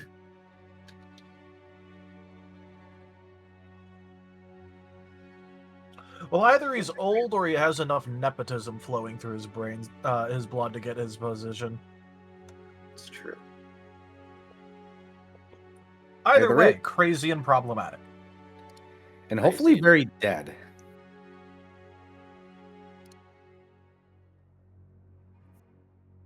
As much as I would lord it over the Brotherhood of Steel that a robot saved one of theirs from the brink of death.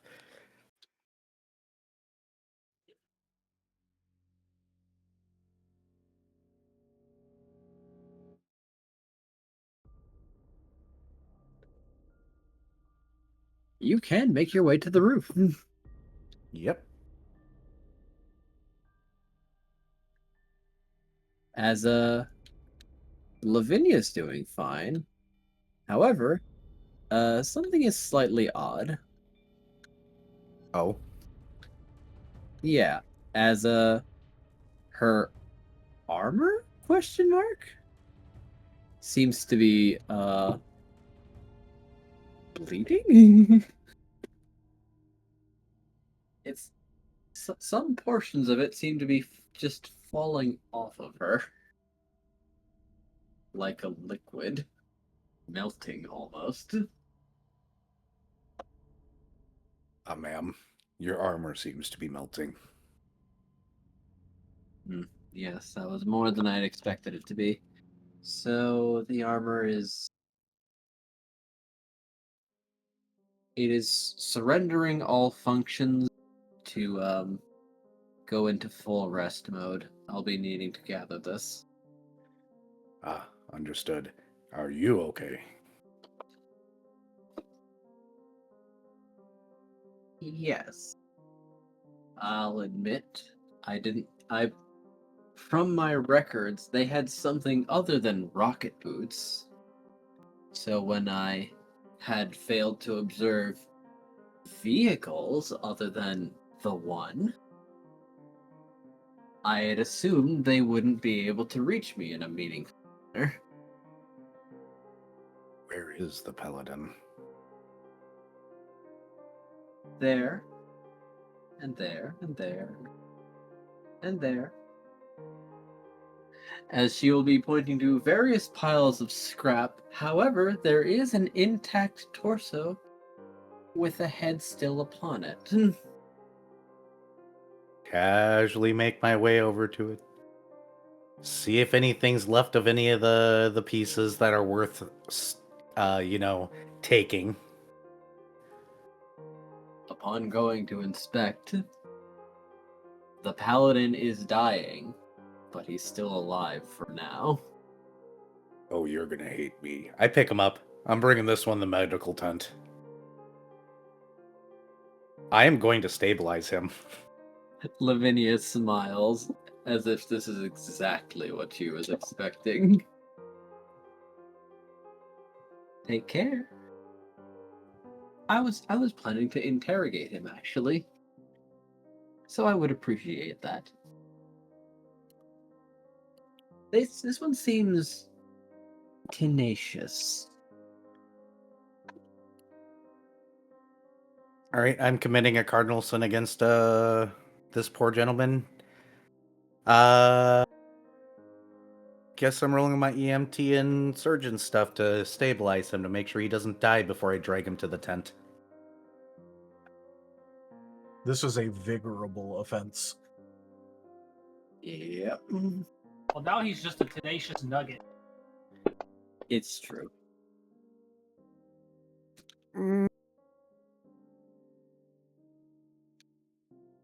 Is 4 enough to stabilize him, or do I need to start spilling?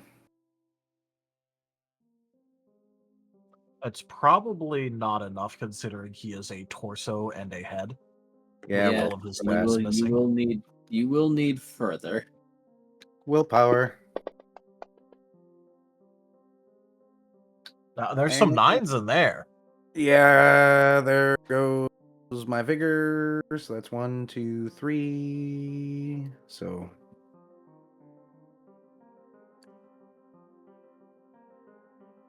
9, 9. 1, 2, 3 plus 3 plus 6. Oh, it just did not want to give me more. Hey, chat, you want to do a difficulty down card on RGB? There's there's 3 6s in there that you could give him.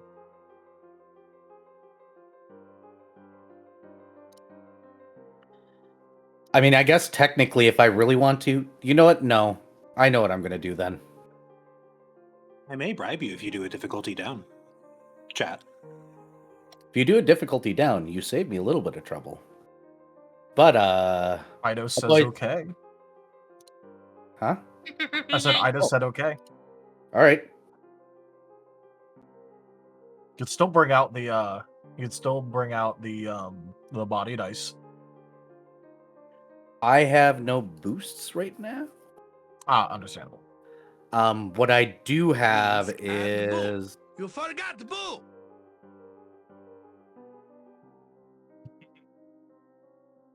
Thank you, Aido. the. Fluffy good boy. That's 1, 2 more. 3. Or no, 3. 2, 3. Oh, I know there is only 2. I thought there was a third. Oh, that was probably in the prior one. Let's see. That puts me at 8. And then if I really want to throw something at it, what I can do, since I have the feat for it, is do a remedy.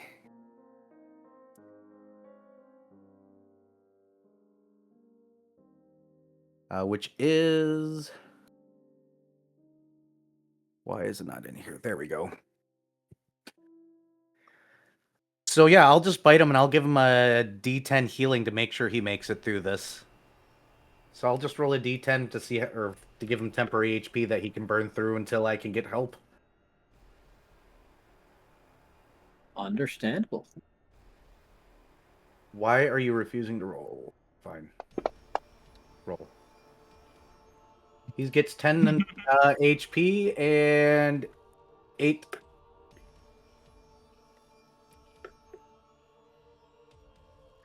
Eight medical to stabilize, and if I can't stabilize him, hopefully he doesn't bleed out on the way to the tent.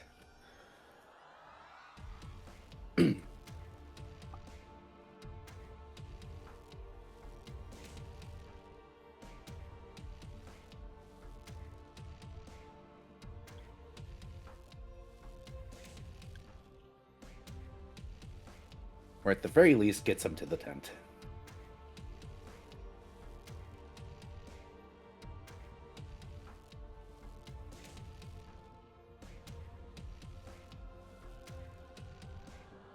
You can stabilize him with that much and your healing ability. Fantastic. He'll have a fun time in a medical tent surrounded by robots who are going to make sure that he lives through this. Oh, I'm not looks being like malicious in any way. It is my job to save his life. Were he conscious, he'd probably want to bite off his tongue. Too late. Say, this is how you turn a robophobe into a super robophobe. I guess this is the part in time where we make sure that we, put the rubber things in his mouth so he can't bite off his tongue. Strap him down so he can't try and break his own neck or wiggle out of things. Break his own neck on what? With what? Don't doubt a desperate man. So you have almost Wiggling broken my own into a neck by trying position to where it stretch. puts pressure on his neck and then, like, do that sort of thing.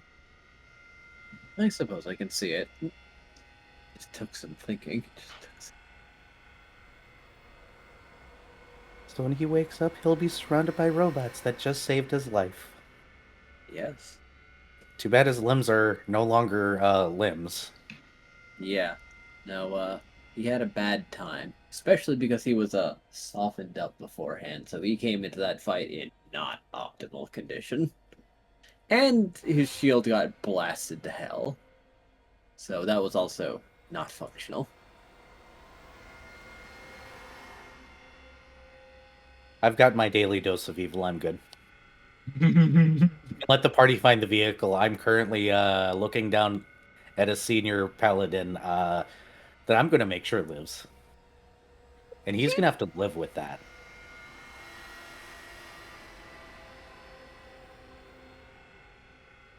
Yep.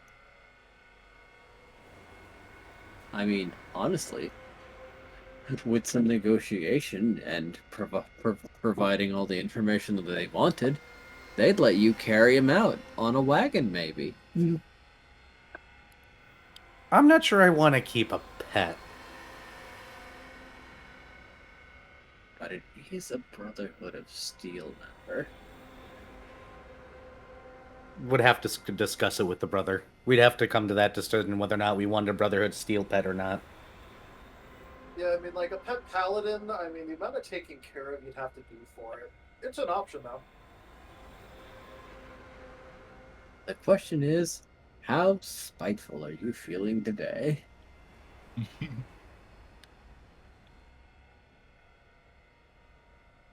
Things to consider later. There's always the option of removing his teeth so he can't, bite off his tongue. Don't need the rubber after that. But then it doesn't make as good of a pet. He won't be able to feed himself. He won't be able to chew. I don't think he'd be willingly eating at that point. He'll have to be force-fed for every meal. Anyways, we're getting into super war crimes.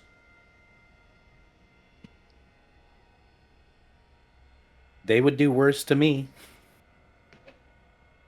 So true, bestie.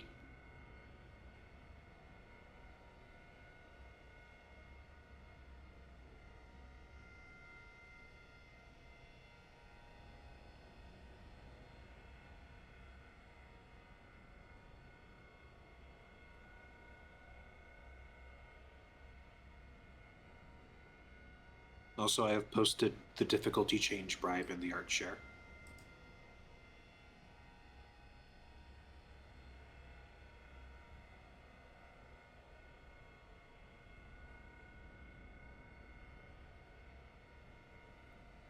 Oh.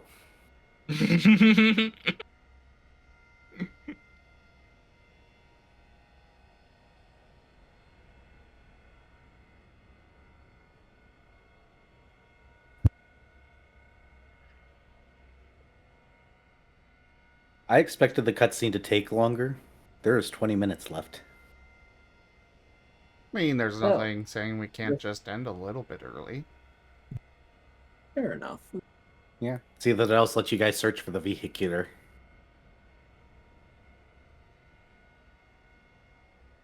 Yes. Ah, right. There were other things, but the journal was the most interesting thing that was picked up. There were also the very strange blueprints of the facility that they are attacking. So you might have some questions as to literally how did you get that?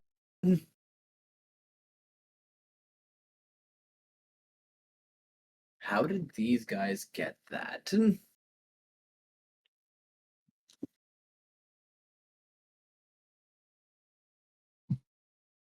Then again, there's not really witnesses to interrogate about that right now, is there? Nope.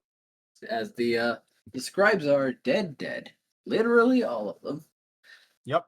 Don't regret it either. Rocket, wiping blood off his visor. No regrets. Sucks Only to pain. suck, losers. Question: well. How Izul looking at his pit boy? How much time do we have left with the Sandmen sandstorm? 40 minutes. Izul's gonna relay that to Hex, Lucinda, Sprocket, and Venrho. We're All making right. good time.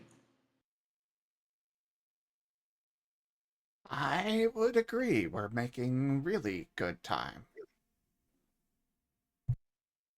With that in mind, we could either take a quick breather in case people want to catch their breath after that, or we could head out immediately and try and see if we can't find that vehicle. Or the parts necessary in order to fashion up something for Venro in order to try and pilot it. I would say we should try and get something to help me pilot it.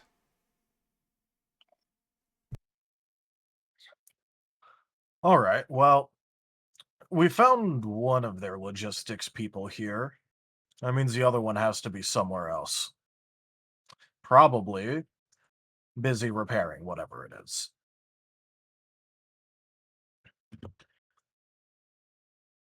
And if nothing else, their head scribe being taken out, all of these scribes, and one of their logistic personnel means that they're going to really struggle keeping this operation going. Well, and 2 squires. So, yeah, let's go ahead and look around, see if we can't find where they keep their spare parts. Yeah, I am a little worried if they're getting beaten so hard, whoever's in the vehicle might just decide to go one for one, so to speak. Open the hole at the cost of their own life in a reckless way. So we do need to get to that vehicle.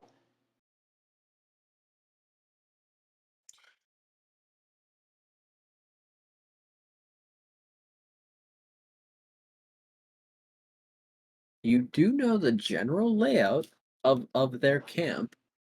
There is the command tent, medical tent, the motor pool, the scribe tent, which you have effectively raised,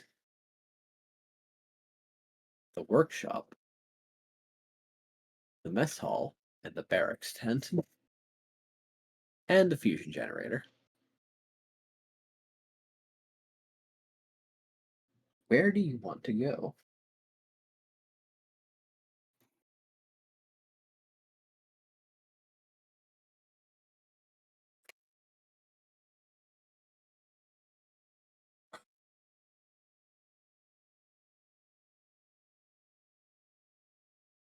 I mean, Run those by me again, please. yeah, because I'm All right. thinking. I'll put them in chat. That helps.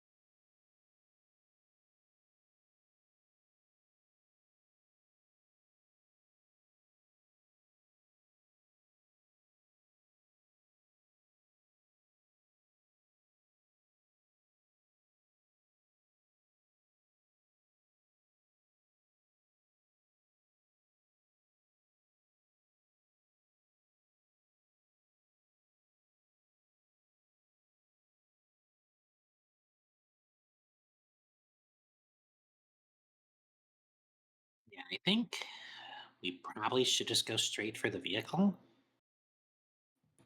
I think between Hex and I, we could whip up something for Venro there just to make him fit in the power armor shaped hole in the vehicle. Probably wouldn't be as effective as the armor, but it'll do well.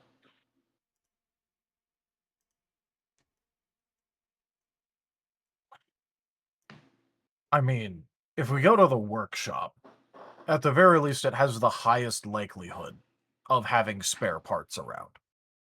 We don't need to comb through diligently or anything. But what we can do is try and find external parts, shells, things of that nature, that we can give to Venrho with a little bit of supports on the inside in order to make it so that way he has a far higher likelihood of being able to actually pilot the thing. I would say the workshop next, yes. I agree. I'm guessing the motor pool is most likely where the vehicle is. Yeah. I'd Although really if keep we the get boats. a chance, I certainly wouldn't mind looking at their fusion generator or their command tent, but that's a lot riskier. They've probably got more than a pair of squires guarding those. Sprocket's visor lights up at the mention of the fusion generator. You know, we could do the funniest thing with the fusion generator, depending on how big it is. It's a blackout.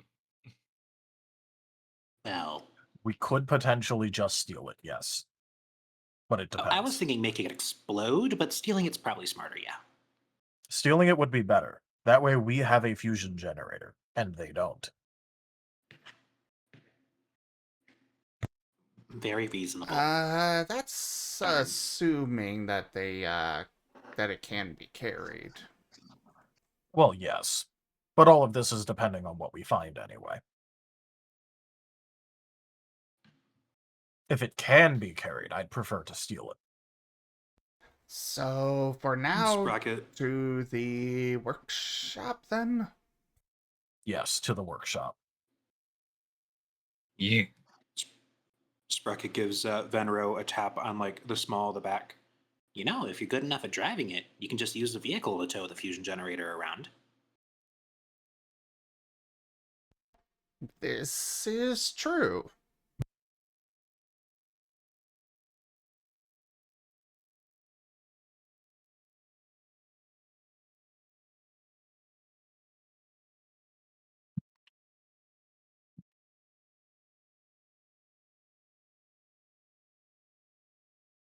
And I think that is where we can end the episode as the party is deciding on where to go. Or has decided on where to go, and we will start in the next area, the workshop. Alrighty. Combined GTA and GGG. Yep. Sorry, GTG. I cannot wait until this guy wakes up and I get to do the cognitive test when he can't move. And then sit him up and do the rest of the cognitive test where I do the flashlight and the finger thing and he gets to see a robot treating him. Yep.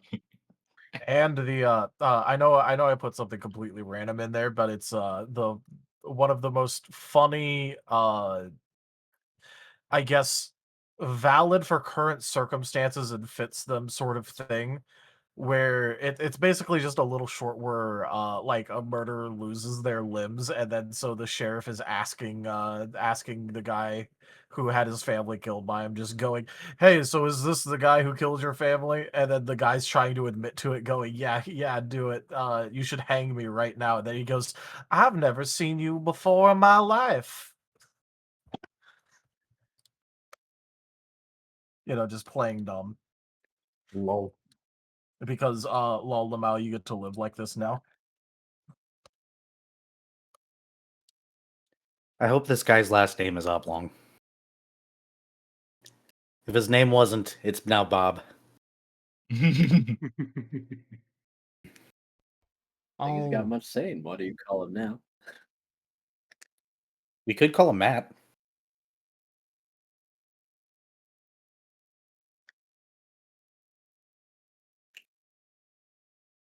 all right though. Shall I we also call found an it image here? online of the paladin and put it in tabletop spoilers.